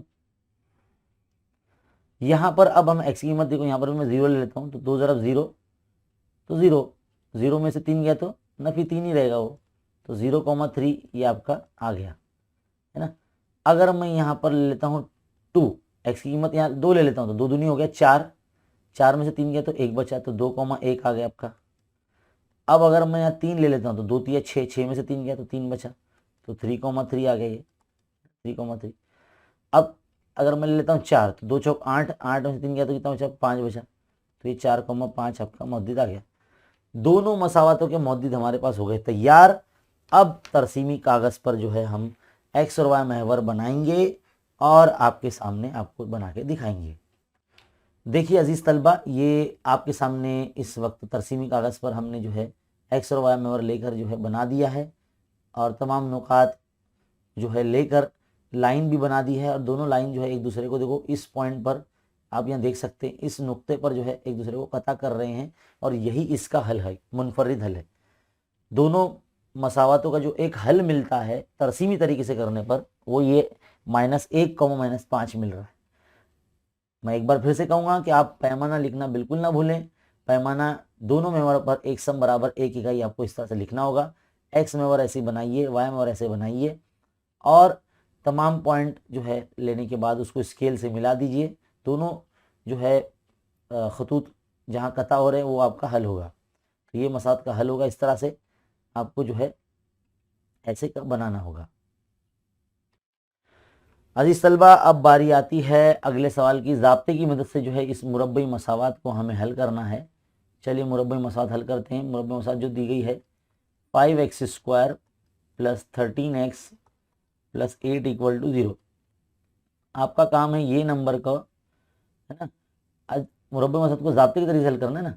तो ये जो x² के साथ में जो नंबर होता है वो आपका a होता है। मवाजना करेंगे, आप क्या करेंगे, मवाजना करेंगे। दी गई मुरब्बे मसात को ax² + bx + c = 0 से मवाजना करने पर ये लाइन लिखना मत भूलना। अगर ये लाइन लिखना आप भूल जाएंगे तो आपके मार्क्स कैंसिल हो जाएंगे, आधे मार्क्स। तो a क्या होता है, x² का ज़रीब, और b क्या होता है, सिर्फ x का ज़रीब, यानी जो कि यहाँ क्या है 13 है, और c क्या हो जाएगा 8 हो जाएगा। अब क्या करेंगे, b² - 4ac की का फॉर्मूला लगाएंगे और ये कीमत मालूम करेंगे। तो b जो है आपका 13, तो 13 का मुरब्बा नफ़ी 4 ज़रब a मतलब 5, c मतलब 8, तो 13 का मुरब्बा 169 यानी 169, नफ़ी 4 पंजे 20, 20 अट्ठे 160। तो ये 169 में से 160 गया तो 9 बचा, है ना। अब x की कीमत अगर मालूम करना है तो श्रीधर आचार्य का फॉर्मूला -b ±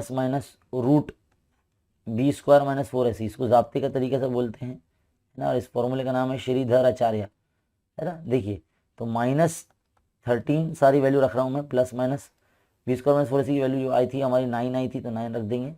2 × यानी 5, इसको सॉल्व करते हैं, -13 जमा नफी ये 9 जो है 3 बन के बाहर आ जाएगा, और 2 पंजे 10।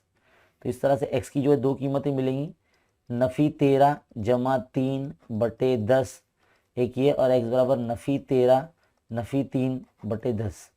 तो इस तरह से ये हो जाएगा नफी 10 बटे 10, ये x की एक कीमत हो जाएगी, और x बराबर ये नफी 16 बटे 10।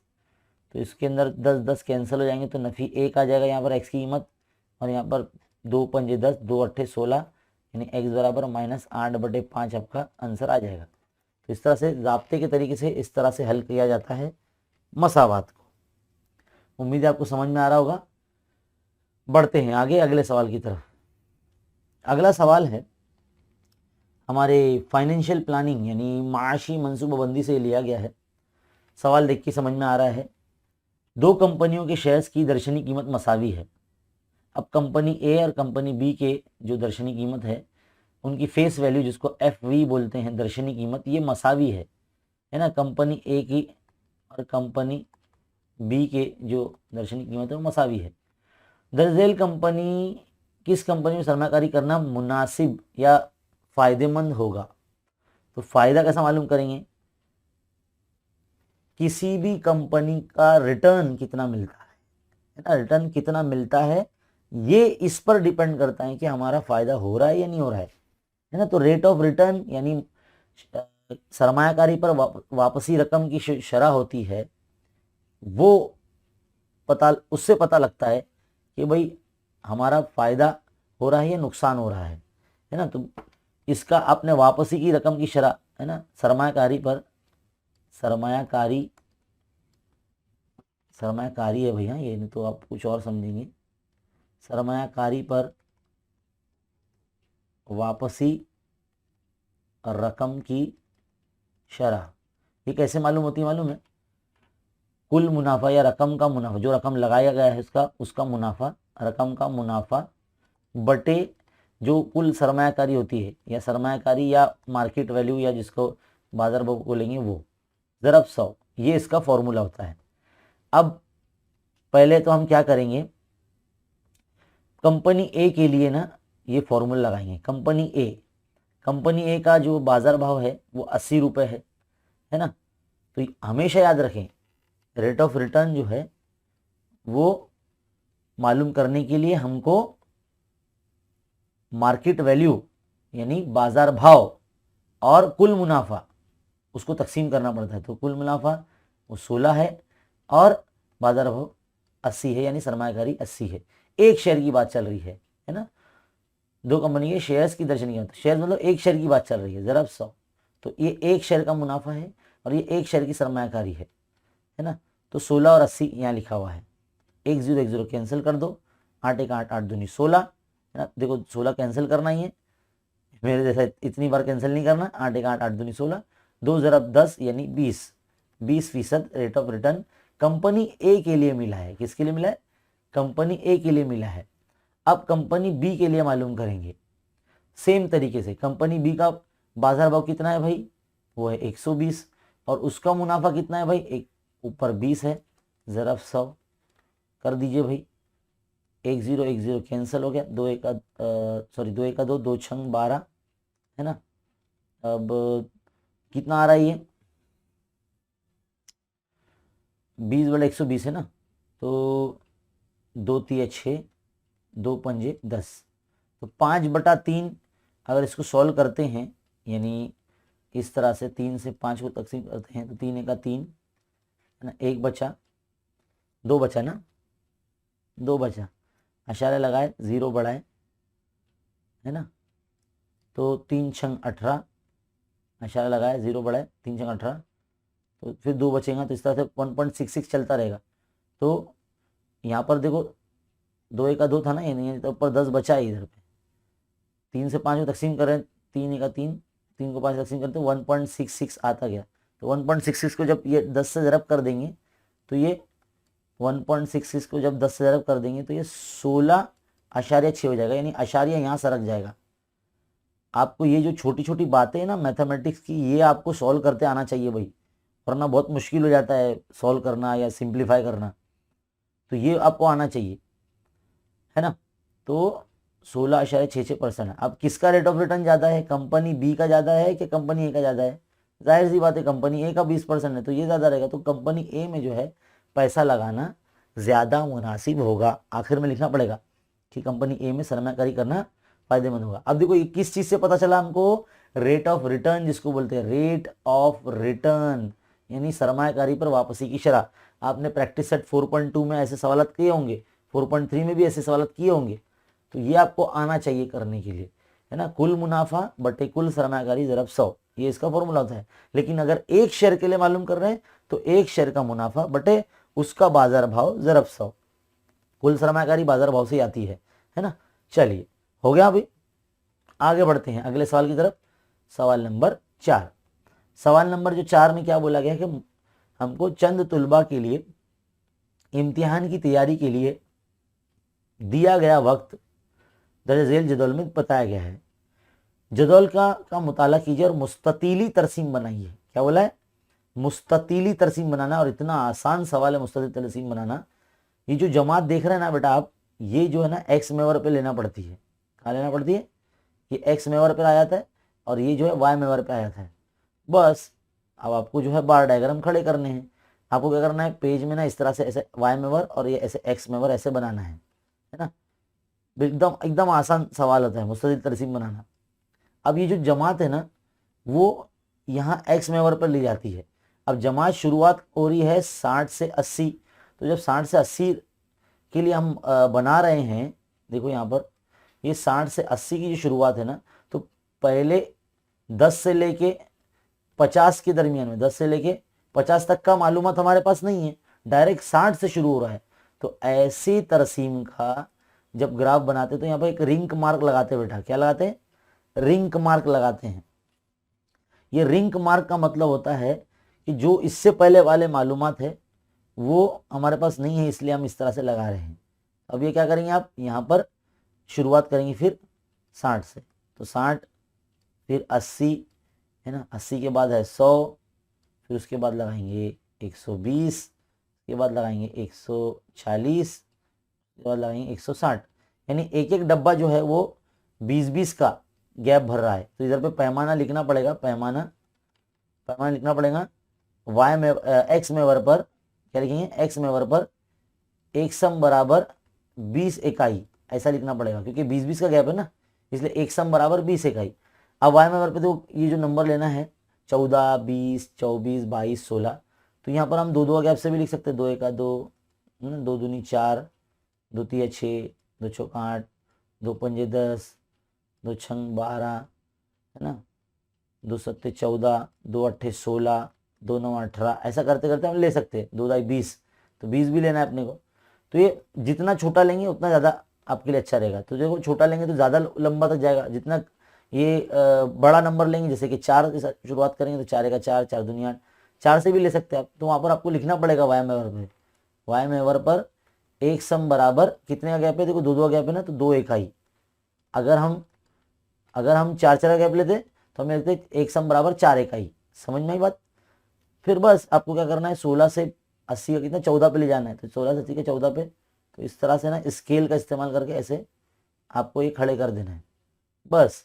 फिर 80 से 100 का आपको 20 ले जाना है, तो 80 से 100 का 20 ले जाना है। तो 20 देखो पूरा ऊपर तक जा रहा है इधर पे, ऐसा ऐसा करके इसका पूरा ऐसा बना देंगे।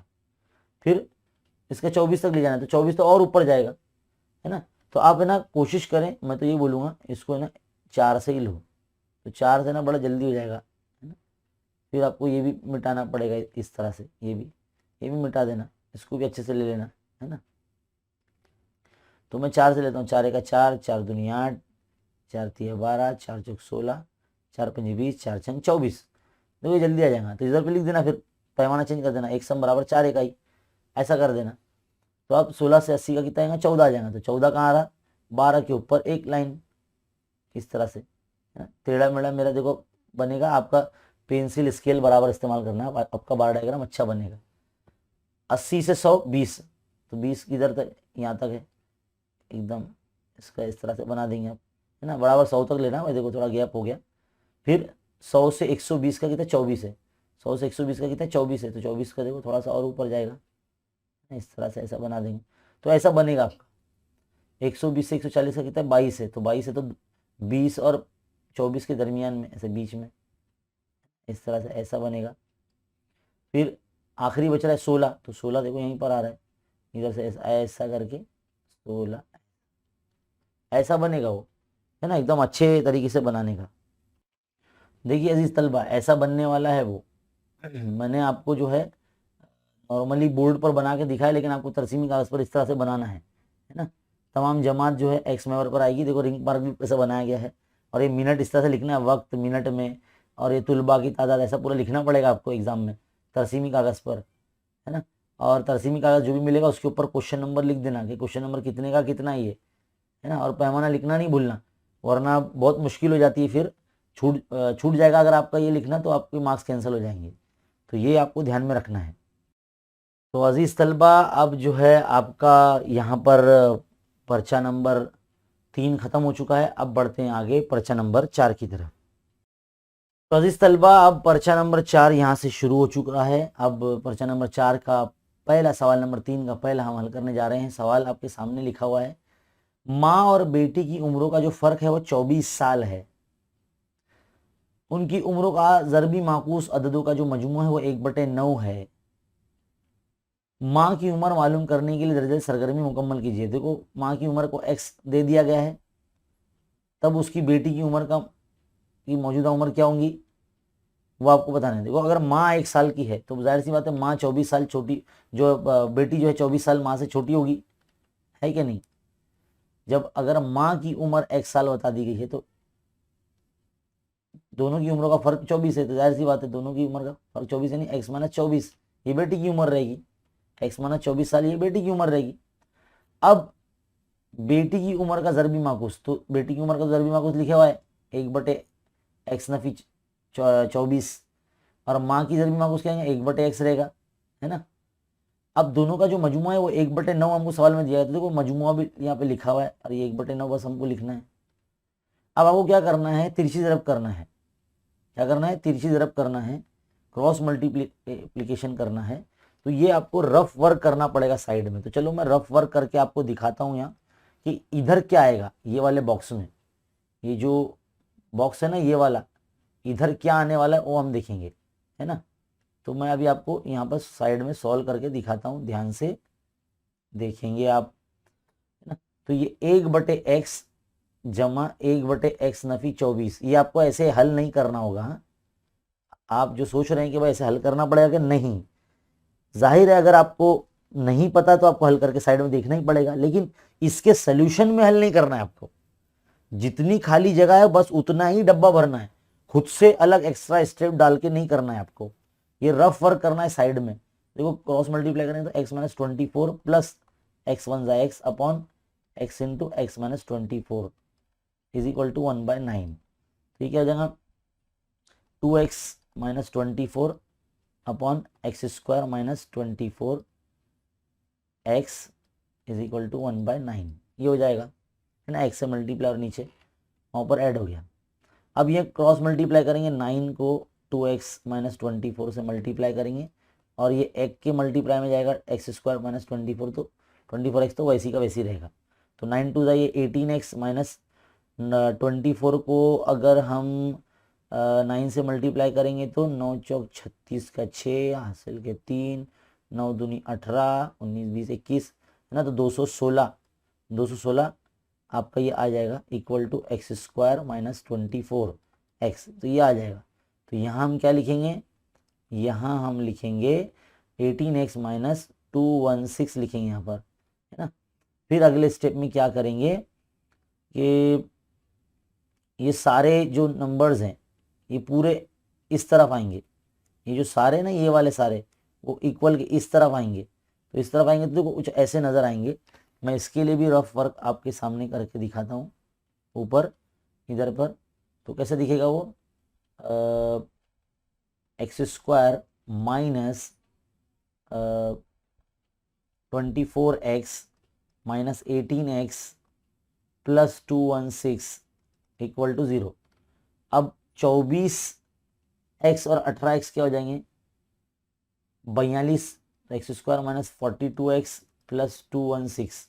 तो ये तो पूरा लिखा हुआ ही है ना, इक्वल टू 0। देखो यहाँ तो लिखा हुआ ही है, अब इसको मैं इसमें लिख देता हूँ, है ना। तो यहाँ पर 42x आ जाएगा हमारा, है ना। तो इसका भी बाकी तो कुछ करना ही नहीं है। x बराबर 6 है, जो बेटी की उम्र हो सकती है, और माँ की उम्र 6 तो हम मान नहीं सकते, तो क्योंकि x की 2 कीमत आ रही ना, तो x हमने माँ की उम्र लिया है, तो माँ 6 साल की हो ही नहीं सकती, तो ये हम नाकाबिल कबूल है हमारे लिए। 36 साल ये माँ की उम्र हम ले सकते हैं, तो इसलिए यहाँ पर ये सवाल हल हो गया। तो देखो ये ऐसे शॉर्ट में ना आपको साइड में इस तरह से रफ वर्क करना पड़ेगा, तभी जाके आपको ऐसे सवाल जो है आप हल कर पाएंगे। कभी कभार एक्टिविटी में इतने बड़े बड़े भी दे देते हैं सवाल। चलिए आगे बढ़ते हैं, अगले जो है सवाल पर हम आ गए हैं। यहाँ अगला सवाल जो है आपको बोला गया कि दर्ज झेल जदौल में एक शहर के मुख्तलिफ मकामात पर बिजली की यौमिया सप्लाई से मुतालिक मालूमात हमको दी गई है। इस मालूमात को दायरवी तरसीम के ज़रिए मरकज़ दावे की पैमाइश का तयन करें। अब देखो ये देख के ही समझ में आ रहा है कि भाई ये मरकज़ दावे का लाइन है, थीटा है ना, ये मालूम करना है। तो देख के ही लग रहा है कि भाई टेबल कंप्लीट करना है और कुछ नहीं करना है ना। अब देखो यहाँ पर ये नंबर या जो लिखा हुआ नहीं, और ये नंबर का टोटल जो है 30 आ रहा है। तो आप क्या करेंगे, 4 6 10, 10 और 8 18, 30 में से 18 निकाल दो तो कितना बचा, 12 बचा, तो यहाँ 12 आ जाएगा, है ना। ये सारे जो नंबर है 4 6 10 10 और ये 8 18, 18 में से ये 30, 30 में से 18 निकाल दो तो कितना बचा, 12 बचेगा। तो ये डब्बे में खाली जगह में क्या आएगा वो मालूम पड़ जाएगा। अब बारी आती है, देखो ये भी हमको हल करके दिया हुआ है, ये भी हल करके दिया हुआ है। बस इसके अंदर क्या करना है, 12/30 ऐसा लिखना है। तो बस इसको हल करना है, 1 0 कैंसिल, 3 1 3, 3 1 3, 3 दूनी 6, तो 12 12 में 144, जो कि सही भी है। पहला वाला तो देखना ही नहीं है क्योंकि वो तो हल करा हुआ है ऑलरेडी। ये जीरो नेक्स्ट में कैंसिल करेंगे, 3 1 3, 3 दूनी 6, 36 दूनी 72, तो 72 डिग्री आ जाएगा। इसी तरह से ये वाला 8/30, 1 0 कैंसिल, 3 1 3, 3 1 3, 3 दूनी 6, तो 12 8 96, तो 96 डिग्री। खत्म, टेबल ही कंप्लीट करना था, हो गया हमारा। कितना आसान है ना। ऐसे सवालात सवाल नंबर 3 के ए में बनते हैं। तो यहां पर आपको दोनों में से कोई एक ही करना पड़ता है, जो आपको आसान लगे वो हल करिए, है ना, जो आपको आसान लगे वो हल करिए। आगे बढ़ते हैं सवाल नंबर 3 के बी की तरफ। पहला सवाल अब यहाँ आप देख सकते हैं, क्या बोला गया है कि क्रामर के उसूल का इस्तेमाल करके मंदरज झेल हमजाद मसावातें मुकम्मल कीजिए। अब सबसे पहला काम आप क्या करेंगे, जो पहली मसावात 4x जमा 3y, ये देखो ये जो 4 दिख रहा माइनस में इधर पे इक्वल टू 0, इसको इधर पे ले लो, तो 4x जमा 3y बराबर 4, ये मसाल नंबर 1 बन जाएगी। दूसरी मसाल देखो कैसी है, 6x is equal to 8 minus 5y, है ना। इसको सही सही से लिखो, 6x के जमा में 5y यहाँ लेकर आ जाओ और 8 यहीं रहने दो, ये मसाल नंबर 2 बन गई आपकी। अगर आप हमजाद मसावात से इसको मवाजना करते हैं तो आपका जो है मैं डायरेक्टली इसको लिखना सिखाता हूँ मैं। देखो आपको 4x, एक के नीचे एक लिख दो दोनों मसातों को, 4x जमा 3y, 4x plus 3y is equal to 4, ये आपकी मसाल नंबर 1 है। और 6x plus 5y is equal to 8, ये आपकी मसाल नंबर 2 है। अब इसकी वजह से पहले आप d मालूम करेंगे, तो d कैसे मालूम करते हैं, 4 6 3 5, ये वाला नंबर एक के नीचे एक लिखते हैं, ये वाला नंबर एक के नीचे एक लिखते हैं, है ना। इस तरह से लिखेंगे तो 4 पंजे 20 नफी 3 छंग 18, ये तो मालूम है ना, रिजर्व करते हैं 4 पंजे 20 और 3 छंग 18, है ना। तो 20 में से 18 गए तो कितना बचे, 2 बचे। इसी तरह से अब आप करेंगे dx मालूम करेंगे, तो dx में x वाली पब्लिक जो है वो नहीं आएगी, इक्वल के इस जानी वाले लोगों को x की यहाँ पे रखेंगे, यानी 4 और 8, बाकी 3 और 5 जो है ये नंबर वैसी के वैसे रहेंगे, यानी y वाले टर्म वही देंगे। तो 4 पंजे ये हो गया 20 नफी 3 अट्ठे हो गया ये 24, तो 24 में से 20 गए तो कितना बचा, नफी 4। इसी तरह से आप dy मालूम करेंगे, तो dy में कैसे मालूम करते हैं, x वाले नंबर जो है 4 और 6 वो वैसी के वैसे रहेंगे, बस y वाले की जगह पे 4 और 8 आ जाएंगे। तो 4 अट्ठे हो जाएगा 32 नफी 4 छंग 24, तो 32 में से जो है 24 अगर माइनस हो गए तो ये हो गया 8। तो डी वाई की कीमत आ गई। अब एक्स की कीमत मालूम करेंगे तो D x upon D a formula होता है। इस तरह से हमने बहुत सारे अनगिनत सवाल आपको हल करवाए हैं ना। D x upon D x है नफी 4, बट डी है आपका 2, तो 2 1 2 2 दूनी 4, तो इस तरह से एक्स की कीमत -2 आ गई। वाई मालूम करने के लिए डी वाई अपॉन डी, तो डी वाई कितना है, डी वाई आपका 8 है, डी है आपका 2, 2 1 2 2 चौक 8, तो इस तरह से 4 आ गया। तो एक्स बराबर आ गया नफी 2, वाई बराबर आ गया आपका 4। तो इस तरह से आपका जो सवाल है यहाँ पर मुकम्मल हो गया है ना। उम्मीद है आपको समझ में आ रहा होगा किस तरह से करना होता है। ये सिंप्लीफाई करना है, असल सूरत में पहले बिठाना है मसावातों को, और फिर जो है डी की कीमत और डी एक्स की कीमत और डी वाई की कीमत मालूम करना है। बढ़ते हैं आगे अगले सवाल की तरफ। तो देखिए अजीज तलबा, सवाल नंबर 2 है, बोला गया कि एक मुरब्बी मसावात है। तो पहले मैं इसको लिख देता हूँ मुरब्बी मसावात को, एक्स स्क्वायर नफी 4 के एक्स जमा के जमा 3 बराबर 0। ये ऐसी मुरब्बा मसावात है जिसमें के का इस्तेमाल ज़्यादा किया गया है। अब बोला गया कि इसके जजरों का मजमुआ उसके जजरों के हासिल ज़रब के दुगना है, तो के मालूम कीजिए। तो पहले हम बताएंगे, फर्ज किया कि, ऐसे लिखेंगे, फर्ज किया कि मुरब्बई मसावात के जज़र क्या है, अल्फ़ा और बीटा हैं, ऐसे आप बताएंगे। मुरब्बा मसावात की जज़र है अल्फ़ा बीटा है, तो जज़रों की जमा ये हो जाएगा अल्फ़ा बीटा, और ये जज़रों की हासिल ज़रब हो जाएगी अल्फ़ा ज़रब बीटा। अब सवाल की जो शर्त है वो ये है कि जज़रों का मजमुआ उनके हासिल ज़रब का दुगना है। जज़रों का जो मजमुआ है वो हासिल ज़रब का दुगना है, हासिल ज़रब का दुगना ये है। अब आपने अगर किताब में मश्की सेट 2.5 हल किए होंगे तो वहाँ ये ऐसे सवाल आपको दिए गए होंगे, है ना, ये शर्त है सवाल की। अब जो आपको मसावात दी गई है ना, ये वाली, ये जो स्टार्टिंग में लिखी है, इसको मवाजना करेंगे आप और उसमें ए बी सी कीमत निकालेंगे। तो ए की कीमत हो जाएगी 1, बी की कीमत हो जाएगी -4 के, और सी की कीमत हो जाएगी k+3, है ना।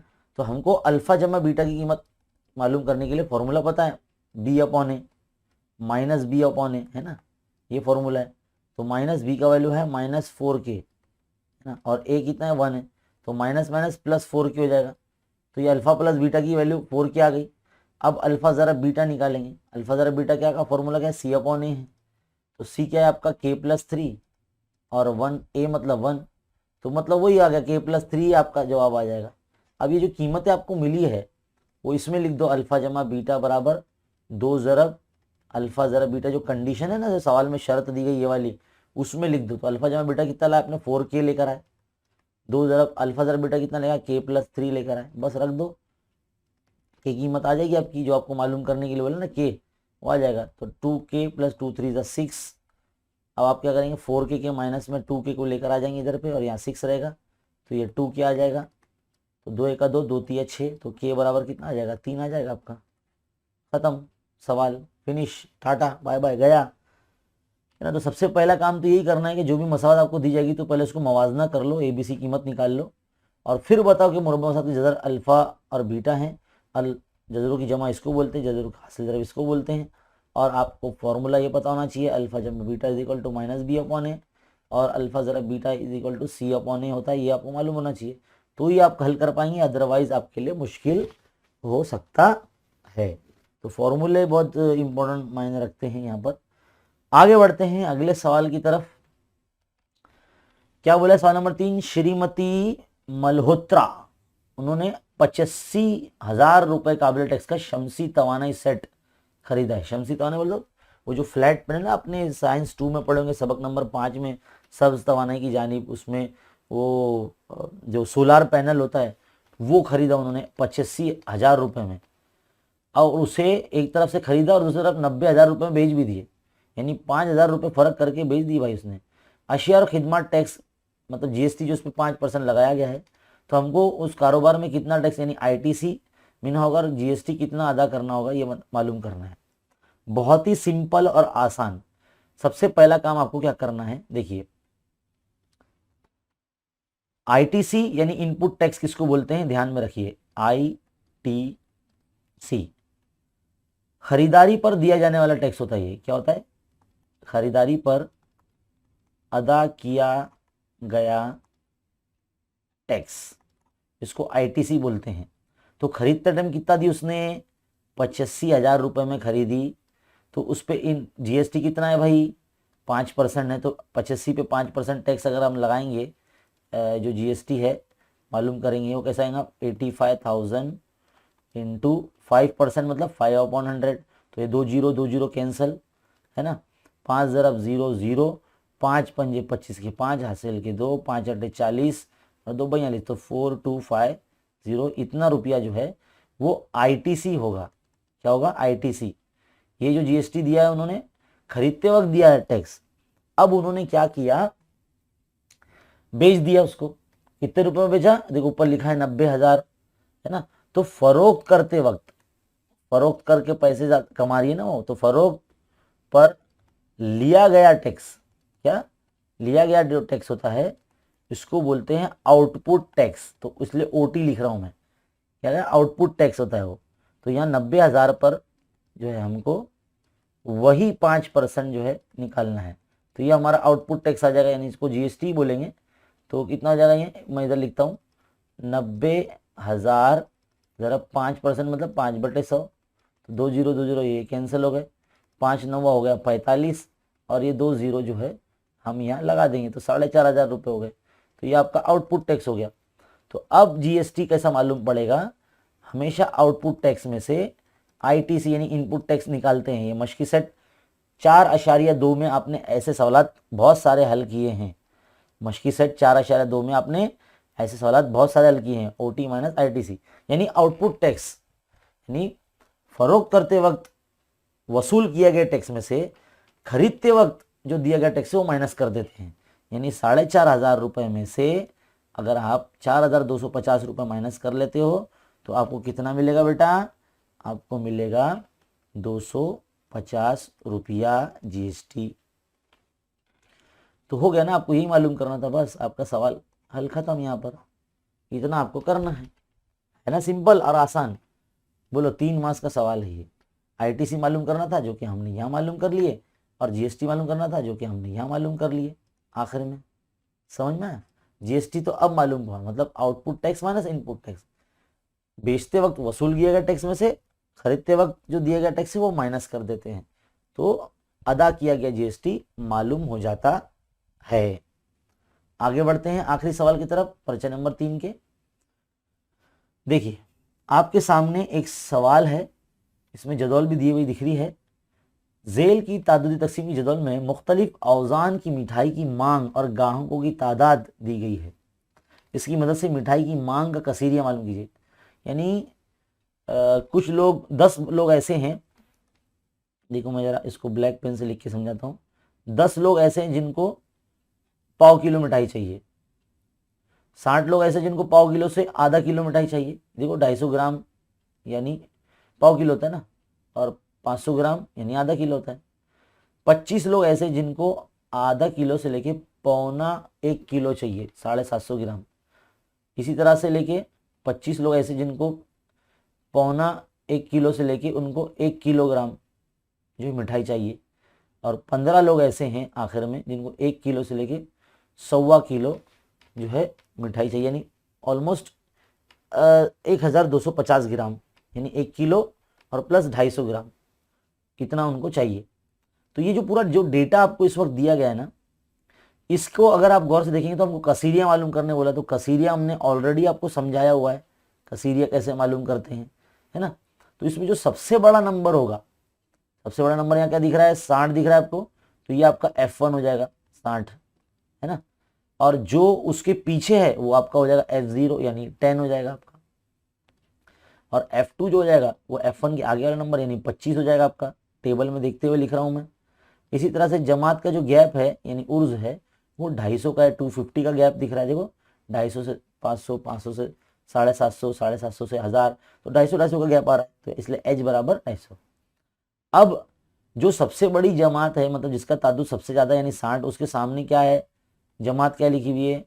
वो है 250 से लेकर 500 है। तो उसकी जो निचली हद है ना ये वाली, वो आपका एल होगा, तो एल इज इक्वल टू आपका 250 होगा। अब आपको कसीरिया का फॉर्मूला लगाना है। कसीरिया को इंग्लिश में बोलते हैं मोड, तो उसका फॉर्मूला है L plus bracket F1 minus F0 upon यानी बटे 2F1 Nafi F0 Nafi F2 ज़रब H। ये फॉर्मूला है, ये फॉर्मूला याद होना चाहिए।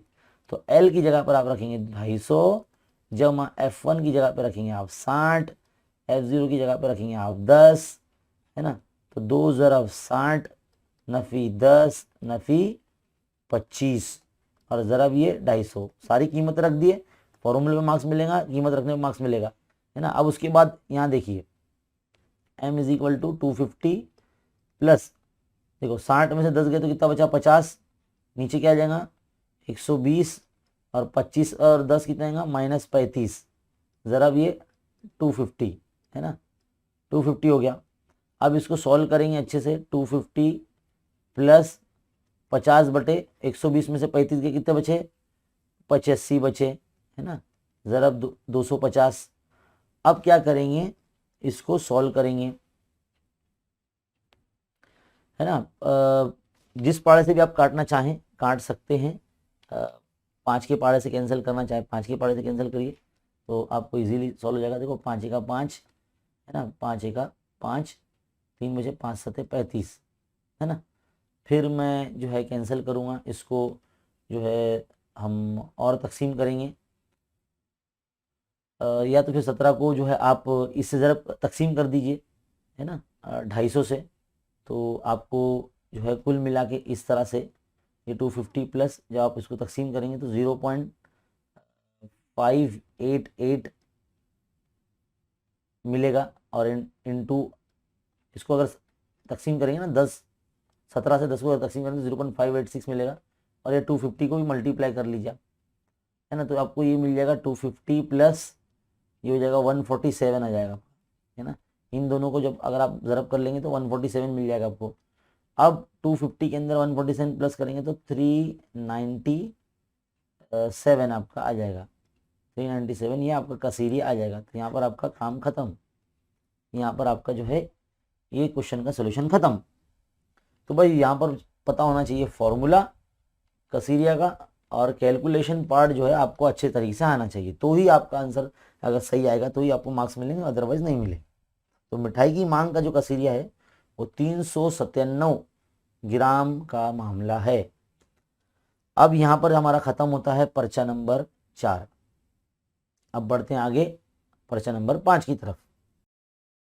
तो अजीज तलबा अब हमारा पर्चा नंबर 5 यहाँ से जो है शुरू हो रहा है। पर्चा नंबर 5 का सवाल नंबर 3 अब हम हल करने जा रहे हैं। देखिए यहाँ पर आपको मैं सवाल पढ़ता हूँ। एक मुरब्बा मसात आपको दी गई है, इनके जजरों के दरमियान जो है 7 का फ़र्क दिया गया, तो बोलता है के की कीमत मालूम कीजिए। पिछले पेपर की तरह ही बिल्कुल वैसे ही सवाल, मवाजना करके भी ए बी सी की कीमत भी हमको निकाल के दे दी गई। सी बराबर आपको के रखना है क्योंकि यहाँ पर के आपको दिया गया है ना। अल्फा जमा बीटा का फॉर्मूला आपको पता होना चाहिए -b/a, है ना। इस भी कीमत रख दी गई है। अल्फा नफी बीटा जो है यानी जजरों का दरमियानी फ़र्क यानी 7 दिया गया, तो यहाँ पे 7 रख देना आपको और कुछ करना ही नहीं है। आधे से ज़्यादा मालूमात दी गई है ना। अब क्या होगा यहाँ पर, अगर दोनों मसावतों को जमा कर दिया जाता है, देखो यहाँ लिखा है दोनों मसावतों को अगर जमा करते हैं किसको, मसाला नंबर 1 और 2 को, तो बीटा बीटा कैंसिल हो जाएगा, तो 2 अल्फा इक्वल टू 17 और 3 सॉरी 13 और 7 ये हो जाएंगे 20 हो जाएंगे। क्या हो जाएंगे 20 हो जाएंगे। फिर ये जो 2 दाई 20 हो जाएगा, तो इस तरह से अल्फा की कीमत 10 आ जाएगी। अब अल्फा की जो कीमत 10 है वो मसला नंबर 1 में यानी यहाँ रखेंगे, तो 10 रख दिया, तो 13 की नफ़ी में जो है 10 जाएगा तो 3 आ जाएगा बीटा। अब बीटा की कीमत उठा के जो है आप ये अल्फा ज़रा बीटा का जो फॉर्मूला है आपका, क्या फॉर्मूला होता है, C/A होता है, फॉर्मूला रख दिया आपने C/A। इसके अंदर 1 मिनट, है ना, C/A। यहाँ पर आप क्या करना है, आपको अल्फा ज़रा बीटा बराबर जो है आपको के दिया गया, यहाँ पर है ना, के दिया गया है। तो यहाँ पर जब अल्फा और बीटा की कीमत है, जो अल्फा यानी 10 जो हमने कीमत लाई, देखो तो यहाँ पे 10 लिखा है, और बीटा क्या है 3 है, तो दोनों लिख दो 10 या 30, है ना, 10 या 30 हो जाएगा। तो ये 30 10 नहीं, यहाँ पर के बराबर आपका 30 आ जाएगा, आ जाएगा 30 आ जाएगा। के बराबर आपका कितना आएगा 30 आएगा। यहाँ पर जो प्रिंटिंग मिस्टेक में गलत लिखा हुआ है तो यहाँ पर आ जाएगा 30, 10 या 30। तो यहाँ पर पहला सवाल हमारा मुकम्मल। इस तरीके से आपको करना है। आगे बढ़ते हैं अगले सवाल की तरफ। मिसेस जय केमिकल ने 8000 काबिल टैक्स कीमत का माय साबुन खरीदा, यानी हैंड वॉश। माय साबुन बोलते हैंड वॉश, माय साबुन यानी पानी पानी जैसा रहता हो, साबुन खरीदा। खरीद कर ग्राहकों को 10,000 रुपये काबिल टैक्स में फरोख्त कर दिया। 8,000 में खरीद रही एक तरफ से, 10,000 रुपये में बेच भी रही दूसरी तरफ से, और इस पर 18% जीएसटी है। तो हमको मालूम करना है जीएसटी काबिल टैक्स कीमत और जीएसटी। वही input tax minus output tax ही करेंगे। तो पहले 8,000 पे यानी इनपुट टैक्स मतलब आईटीसी, तो जितने में खरीदते हैं ना उसको आईटीसी। तो खरीदते टाइम कितना दी 8,000 रुपये है ना। तो 8,000 रुपये पे जो अगर 18% लगाएंगे तो कितना आएगा 8,000 रुपये पर अगर 18% लगाएंगे तो कितना आएगा 2020 कैंसल। तो बेटा ये हो जाएगा 18 अट्ठे 144 है ना, और ये एक ज़ीरो जो बच रहा है वो यहाँ लग जाएगा। तो 1440 ये हमारा आईटीसी यानी खरीदते टाइम इतना टैक्स उन्होंने दिया 18% के हिसाब से। अब आउटपुट टैक्स मालूम करना है यानी ओटी मालूम करना है। तो ये कितना था 10,000 में उन्होंने बेचा था ना, तो 10,000 पर आपको 18% लगाना है। तो 10,000 पर आप अब 18% लगाएंगे तो कितना आ जाएगा, ये 2020 कैंसिल हो जाएंगे। तो 18 ज़रब 100 यानी 1800 है ना। तो आप काबिल टैक्स जीएसटी कैसा मालूम करेंगे, output tax minus input tax ITC minus करेंगे तो कितना बचेगा 360 बचेगा। देखो 1800 में से 1440 गया तो 360 बचेगा, इतने रुपए आपके बचेंगे। खत्म। कितना आसान है, 3 मार्क्स का, बोलो यकीन भी नहीं आएगा। 3 मार्क्स का क्वेश्चन है, इतना छोटा सा। बस आपको ना किसी भी अमाउंट पे परसेंटेज लगाने आना चाहिए, उसको हल करते आना चाहिए। आगे बढ़ते हैं। यहाँ पर सवाल नंबर 3 का ए खत्म हो चुका है। आखिरी पर्चे का सवाल नंबर 3 का बी का पहला सवाल आपके सामने ये रहा। 2 आदत का मजमुआ 88 है। 2 अदद को जमा करेंगे तो 88 आता है। अब वो 2 अदद कौन से वो मालूम करने के। अगर बड़े अदद को छोटे अदद से तकसीम किया जाए तो खारिज किस्मत 5 और बाकी 10 हासिल होता है। तो वो अदद मालूम कीजिए। तो सबसे पहले तो मैं बताऊंगा कि भाई फर्ज किया कि 2 अदद बोले ना, तो फर्ज किया कि वो आदाद एक्स और वाई है, एक्स और वाई हैं, है ना, ऐसे लिखेंगे। तो दोनों का मजमू यानी एक्स जमा वाई बराबर 88। ये पहली मसाद बन गई, समझ लो अपनी। अब उसने क्या बोला कि अगर बड़े अदद को, मान लो इसमें से बड़ा अदद है ना, मैं एक्स को मानता हूँ, है ना, मान लो एक्स बड़ा है वाई छोटा है। तो उसने बोला कि अगर बड़े अदद को यानी एक्स को छोटे अदद से अगर तकसीम करेंगे तो खारिजी किस्मत क्या होता है 5 आता है और बाकी कितना आता है 10 हासिल होता है। तो ये आपको पता होना चाहिए। इसको क्या बोलते हैं, ये होता है इंग्लिश में इसको बोलते हैं डिवाइज़र, यानी इसको बोलेंगे हम मकसूम अलय। ये है खारिज किस्मत, ये है बाकी, है ना, यानी कोशंट इसको इंग्लिश में बोलते हैं खारिज किस्मत को। ये रिमाइंडर होता है और ये होता है डिविडेंड, यानी इसको बोलते हैं मकसूम, है ना। तो इसका एक जो फॉर्मूला है वो आपको बताना चाहिए, जो आपने 9th क्लास में और 8वीं क्लास में और जो है 7th क्लास में आपने कर चुके हैं। तो मकसूम बराबर मकसूम अलय, है ना, ज़रब खारिज किस्मत यानी क्वेश्चन जमा बाकी। ये फॉर्मूला आपको बताना चाहिए, तो ही आप ये सवाल हल कर पाएंगे। तो मकसूम हो गया आपका एक्स जिसको तकसीम कर रहे हैं, है ना, और जिससे तकसीम कर रहे हैं वो वाई यानी मकसूम अलय, खारिज किस्मत है 5 बाकी और जो है वो 10 है। तो इस तरह से हमारा जो मसावत बन गई x is equal to 5y + 10, ये आपकी मसावत नंबर जो है 1 बन गई, सॉरी 2 बन गई। मसावत नंबर 1 तो यही बन गई। इस मसावत को ना मतलब इस सवाल को हल करने के लिए ना 2 तरीके हैं। एक तो इस्तब्दाल का तरीका, सब्सटीट्यूशन मेथड बोलिए। ये एक्स की कीमत मान लो, इसको थोड़ी देर के लिए इसको उठा के पटक दो कोई क्वेश्चन नंबर 1 में, तो आपका आंसर आ जाएगा, है ना।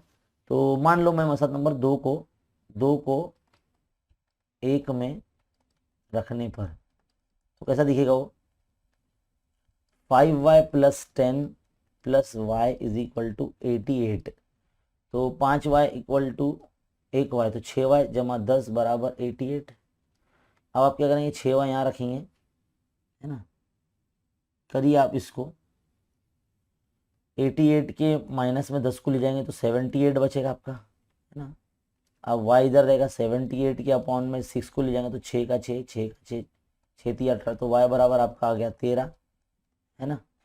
y बराबर 13 आ गया। अब इसको उठा के यहाँ रख दो, मसला नंबर 2 में यहाँ रख दो, तो आपको x की कीमत आ जाएगी। तो x is equal to 5y जमा 10, तो 5 ज़रब 13 जमा 10, तो 13 पंजे 65, 65 जमा 10 कितना हो गया, 75, 75। तो दूसरा नंबर आपका, पहला बड़ा अदद जो है 75 आ गया, दूसरा जो अदद है आपका 13 आ गया। तो इस तरह से हल होगा भाई ये, है ना। ये जो बेसिक रूल है ना जो मैथमेटिक्स का, ये वाला, ये आपको पता होना चाहिए। इसको क्या बोलते हैं, इसको क्या बोलते हैं, इसको क्या बोलते हैं, इसको क्या बोलते हैं। तो इस तरह से आप हल कर सकते हैं। बढ़ते हैं आगे अगले सवाल की तरफ। चलिए अगला सवाल क्या है भाई, अगले सवाल की तरफ बढ़ते हैं। सवाल नंबर 2, ये बोला गया है कि दो मुतवातिर, मुतवातिर मतलब लाइन से आने वाले, मुतवातिर जुफ्त तबई अदद, जुफ्त मतलब जो 2 से तकसीम होते हैं, है ना। जुफ्त तबई अदद के मुरब्बों का मजमूआ 724 है। कितना है, 724। तो मैं यहाँ पर फर्ज करता हूँ, फर्ज किया कि पहला अदद x है और दूसरा अदद वो x जमा 2 है ना। अब दोनों के मुरब्बों का मजमूआ, तो x का मुरब्बा जमा x जमा 2 का मुरब्बा, और मजमूआ बोला तो इसलिए प्लस लगा दे बीच में, इक्वल टू कितना बोला, 724 बोला, तो यहाँ लिख दो 724। तो बस अब यहाँ पर क्या करेंगे, एक्स स्क्वायर जमा इसमें a प्लस बी का होल स्क्वायर फॉर्मूला लगाएंगे इसमें, तो a स्क्वायर मतलब x का स्क्वायर, x है भाई यहाँ, यानी तो बोलेंगे a कहाँ से लिख दिए, 1 मिनट, ये हो जाएगा एक्स स्क्वायर जमा 2ab यानी 4x प्लस बी स्क्वायर यानी 2 का स्क्वायर 4 इक्वल टू 724।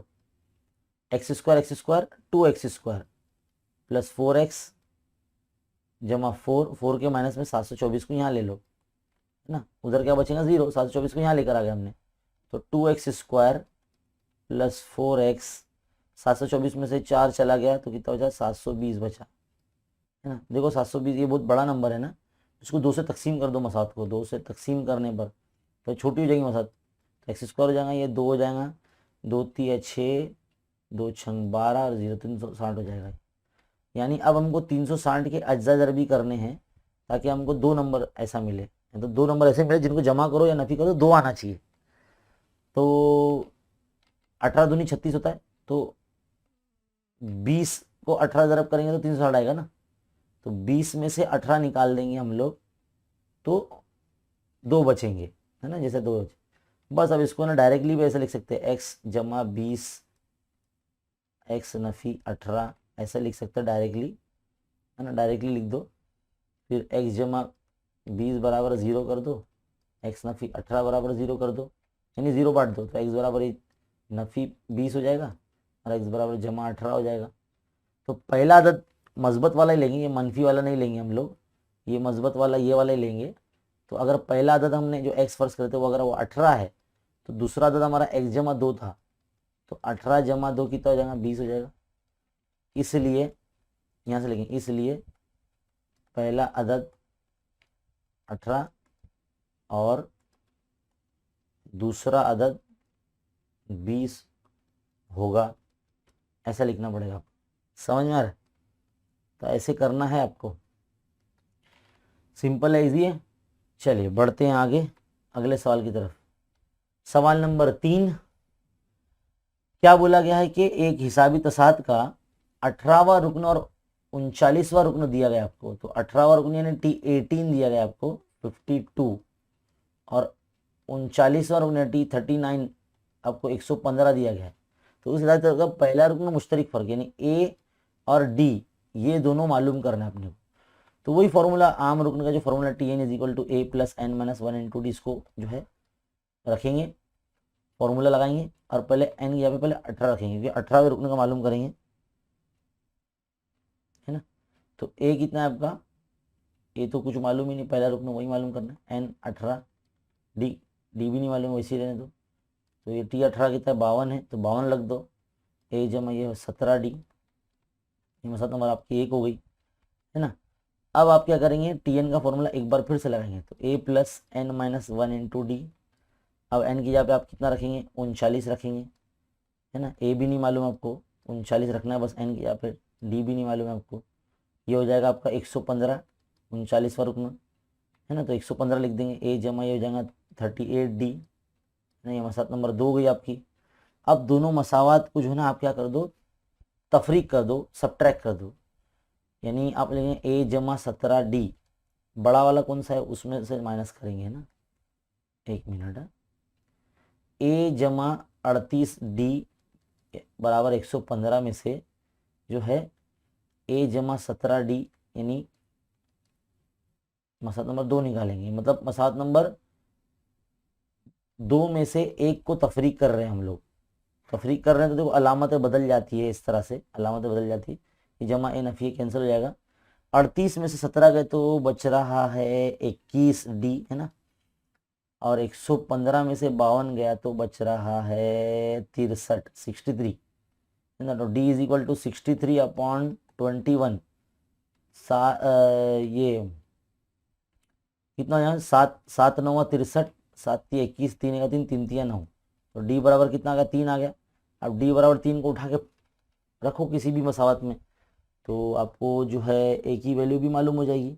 तो मैं ना मसला नंबर 1 में रखता हूँ, तो मसला नंबर 1 क्या है, ए जमा 17 डी बराबर 52, तो ए जमा 17 ज़रब 3 52, कितना है 17 3 51 होता है ना, 51, 52 में से 51 को माइनस कर दो, कितना बचा, 1 बचा, तो ए बराबर आपका कितना आ जाएगा, 1 आ जाएगा। हो गया ना आपका काम, यहाँ पर ए और डी मालूम करना था, बस हो गया। पहले आप ये लिखना, बाद में फिर ये लिखना, है ना। वीडियो को रुका रुका कर आप लिख सकते हैं। चलिए बढ़ते हैं आगे अगले सवाल की तरफ। आखिरी सवाल है हमारी इस जो है नवनीत पब्लिकेशन बुकलेट का, सवाल नंबर 3 का आखिरी सवाल। क्या लिखा है कि अदिति ने 100 दर्शनी कीमत, यानी फेस वैल्यू कितना है शेयर का, 100 रुपये दर्शनी कीमत है, और उस शेयर की खरीदारी के लिए उसने 50,118 की सरमायाकारी की है, यानी कुल सरमायाकारी दे दिया गया हमको। और उस वक्त की जब उन शेयर्स का बाजार भाव जाता कितना था, वो बाजार भाव कितना था, 50 रुपये था, यानी डिस्काउंट में था वो मामला। देखो यहाँ पर अगर आप देखेंगे तो मार्केट वैल्यू जो है, बाजार भाव जो है कम है फेस वैल्यू से, फेस वैल्यू कितना है 100 रुपये है, मार्केट वैल्यू कितना है 50 रुपये है, कम है ना, यानी डिस्काउंट में चल रहा है मामला, रियायत में चल रहा है ना, कम कीमत में चल रहा है। इसमें दलाली की जो शरह है, यानी रेट ऑफ ब्रोकरेज, दलाली जिसको बोलते हैं ब्रोकरेज, है ना, दलाली की शरह कितना दी गई है हमको सवाल में, वो 0.2% दी गई है। और दलाली पर जीएसटी की शरह कितनी दी गई, जीएसटी रेट ऑफ जीएसटी वो दिया गया 18%, ये दिया गया है। तो अदिति ने कितने शेयर खरीदे, अदिति ने कितने शेयर खरीदे वो हमको मालूम करना है। तो सबसे पहला काम आप ये करेंगे कि दलाली जो होती है, जो ब्रोकरेज होता है, वो हमेशा मार्केट वैल्यू यानी बाजार भाव पर लगाया जाता है। तो पहले आप दलाली मालूम करेंगे, क्या मालूम करेंगे, दलाली। तो मार्केट वैल्यू पर ही रेट जो ब्रोकरेज है यानी 0.2% वो लगाया जाता है। तो मार्केट वैल्यू कितना है, 50 रुपये था, 0.2% मतलब 0.2/100, तो ये कितना है 5 दूनी 10, है ना, 10 हो जाएगा, ये 10/100, यानी ये 1/10 आ रहा है, 1/10 मतलब 1 मिनट, कुछ तो गड़बड़ हो रहा है, एक मिनट इसको मिटा दूं मैं जरा। देखो बेटा एक चीज मैं सिंपल करके दिखाता हूँ मैं। हाँ, इसको मैं 50 को 5 ज़रब 10 ज़रब 0.2 लिख सकता हूँ मैं ऐसे, बिल्कुल लिख सकता हूँ मैं, है ना। तो जब 5 ऐसे रहेगा 0.2, जब 10 से मल्टीप्लाई होगा तो ये 2 बन जाएगा। क्या बन जाएगा? 2 बन जाएगा। ये 100, 10/100 मतलब कितना हो गया? 1/10। 1/10 मतलब कितना होगा? इसको अगर उसमें लिखेंगे हम आशारे की सूरत में 0.10 हो जाएगा ये। अब आप सोच रहे हैं सर 1/10 कैसा कर रहे हैं, इसको नहीं समझ में आ रहा। तो देखो बेटा आप ये लिख रहे हैं ना, इसको लिखने की बजाय ना, देखो ये दिख रहा है, ये लिखने की बजाय देखो ये जो काट रहे हैं ना हम लोग, ये देखो यहाँ जो लिखा था 5 दूनी 10/100, जब भी कभी नसब नुमा में मान लीजिए ऊपर कितना है 5923 ऐसा नंबर है, नीचे अगर 10 है तो ऊपर एक अदद के बाद अशारा लगेगा, यानी 592.3 हो जाएगा। अगर नीचे 5923 के अपॉन में अगर 100 है तो ऊपर दो अदद के बाद अशारा लगेगा 59.23 ऐसा हो जाएगा। मान लीजिए अगर नीचे 1000 है तो 5.923 हो जाएगा। समझ में आ रही बात? मतलब आशारिया इधर खसकेगा, कहाँ पर तकसीम जब करेंगे तो आशारिया यहाँ खसकेगा, इधर पे खसक रहा है। समझ में आ रहा है? तो ये आपको जो है आना चाहिए, ये जो है आपको आना चाहिए अच्छे तरीके से करने। ये जो बेसिक रूल है मैथ्स का, है ना, ये इसलिए मैं बता रहा हूँ मैं। चलो इसको मैं मिटा देता हूँ और हम लोग बढ़ते हैं आगे, है ना। ये अभी हमको मालूम पड़ गया, क्या मालूम पड़ गया? ब्रोकरेज मालूम पड़ गया बेटा, यानी दलाली मालूम पड़ गई, है ना। एक शेयर की दलाली है वो, कितनी? एक शेयर की। अब दलाली पर जो है 18% जीएसटी लगता है।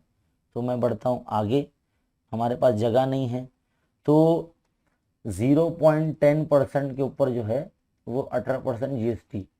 तो यहाँ लिखेंगे दलाली पर जीएसटी, दलाली पर जीएसटी तो कैसे लगाएंगे? 0.10 रुपीज़ पर 18%, यानी 18/100, है ना। तो अगर हम इसको जो है सॉल्व कर लेते हैं, है ना, ये 0.10 वैसे ही रहेगा इनटू, इसको भी देखो 10 से तकसीम करेंगे तो मैंने बताया अभी थोड़ी देर पहले, तो दो अदद के बाद इशारा लगा था 0.18 हो जाएगा। इन दोनों को जब ज़रब कर लेंगे तो 0.018 हो जाएगा। इतने रुपए जो है जीएसटी देना पड़ेगा दलाली पर, है ना। तो ये भी आप ध्यान में रखें कैसा निकाल रहा हूं मैं। अब बारी आती है एक शेयर की सरमायाकारी, यानी एक शेयर के लिए कितना पैसा लगाया गया ना। एक शेयर की सरमायाकारी कैसे मालूम पड़ेगा? जो बाजार भाव है, मार्केट वैल्यू 50 रुपये, प्लस जो हमारी दलाली है ना, दलाली दलाली है, हाँ, ये दलाली जमा जो जीएसटी दिया है हमने, सब प्लस करेंगे तो यहाँ पर हो जाएगा 50, दलाली हो जाएगी 0.10 और ये हो जाएगा 0.018। तो कितना हो जा रहा है ये जमा करने आना चाहिए बेटा आपको। हाँ देखो ये कैसे जमा करना है, 50 वैसे ही रहेगा, है ना, इधर पे 0.10 और 0.018, तो यहाँ पर देखो पॉइंट लगा दिया हमने 000। तो 50 तो वैसी का वैसी रहेगा, नहीं 8, ये 1, ये 1 और ये 50, तो आपको क्या जाएगा 50.118 रुपीज़ कितना अदिति ने पैसे लगाए। और ये तो हमको बराबर मिला, है ना, ये तो बराबर मिला। सवाल में तो दिया वही था ये, अदिति ने इतने पैसे लगाए बोल के। देखो सवाल में वही था ना, अदिति ने पैसे लगाए हैं 50,118 रुपये, नहीं इतनी तो एक के शेयर्स की खरीदारी की उसने, की सरमायाकारी की, जो हमको मिला है इधर पे, है ना। अब क्या करेंगे, एक शेयर की सरमायाकारी है ना ये, हमको जो मालूम हुई है, और हम कुल सरमायाकारी से तकसीम कर देंगे उसको तो हमको शेयर्स की तादाद मालूम पड़ जाएगी। तो हम क्या करेंगे, अगले पेज पे जाएंगे, यहाँ लिखेंगे शेयर्स की तादाद। शेयर्स की तादाद कैसे मालूम करते हैं? शेयर्स की तादाद पहले तो कुल सरमायाकारी, सही से लिखते हैं इसको, कहाँ दिख रहा हो, कुल सरमायाकारी बटे एक शेयर की सरमायाकारी, एक शेयर की सरमायाकारी, है ना। ज़रब नहीं करते, बस तकसीम करते हैं। तो ये हमको कुल सरमायाकारी सवाल में दी गई है 50,118 रुपये, है ना। और हमने एक शेयर की सरमायाकारी मालूम की है 50 रुपये, कितना 50.118। अब देखो नीचे जो है 3 अदद के बाद अशारिया है, देखो 1 2 3 अदद के बाद अशारिया है, तो उसको हटाना है। तो क्या होता है मालूम है, तकसीम के तरीके में जिस नंबर से जब हम यहाँ ज़रब कर रहे हैं, है ना, ऊपर जो है 1000 से ज़रब कर देंगे तो नीचे क्या हो जाएगा, नीचे भी हम 1000 से ज़रब करेंगे तो ये अशारिया हट जाएगा, है ना, इस तरह से। तो ये देखो ये सेम नंबर कैंसिल हो जाएगा, है कि नहीं। नहीं नहीं नहीं नहीं नहीं, ऐसे नहीं। ये देखिए एक छोटी सी मिस्टेक हो गई है, बस आपको ध्यान देना है, ऊपर ही करना है आपको, नीचे नहीं करना है ना। तो ये जो सेम नंबर कैंसिल हो जाएगा तो आपका पास 1000 बचेगा। तो यही आपका 1000 जो है शेयर्स की तादाद, यानी 1000 शेयर जो है अदिति ने जो है खरीदे थे, है ना। तो इतने शेयर्स उनको हासिल होंगे, 1000 शेयर्स अदिति को। तो यहाँ सवाल जो हमारा ख़त्म हो जाता है 1000 शेयर पर। ऐसे करते हैं, कुल सरमायाकारी बटे एक शेयर की सरमायाकारी, उसको तकसीम करते तो शेयर्स की तादाद मालूम हो जाती है ना। ऐसे सवालात हमने जो है काफ़ी सारे हल करके डाले हुए हैं चैनल पर। उम्मीद है आपको समझ में आ गया होगा। यहाँ पर हमारा ये जो पर्चा है वो मुकम्मल होता है। तो अज़ीज़ तलबा, इसी तरह के जो है वीडियोस देखते रहने के लिए चैनल पर आप बने रहिए। चैनल को सब्सक्राइब कीजिए। अगर आप चैनल पर नए हैं तो कोशिश कीजिए कि हमारा वीडियो जो है ऑनलाइन देखा करें, क्योंकि डाउनलोड करके बिल्कुल भी ना देखा करें, वरना हमारी जो मेहनत है वो बेकार हो जाती है। आप अगर हमारे जो ग्रुप से नहीं जुड़े तो हमारे चैनल के अबाउट सेक्शन में जाके ना हमारा जो टेलीग्राम चैनल है और टेलीग्राम ग्रुप है उसको ज्वाइन कर लीजिए, है ना। और इस चैनल को खूब शेयर कीजिए हर उर्दू मीडियम के बच्चों में। इसी तरह के वीडियो देखते रहने के लिए चैनल को ज़रूर सब्सक्राइब कीजिए। मिलते हैं अगले वीडियो में, तब तक के लिए देखते रहिए, सीखते रहिए। बने रहे खान अकेडमी के साथ। शुक्रिया।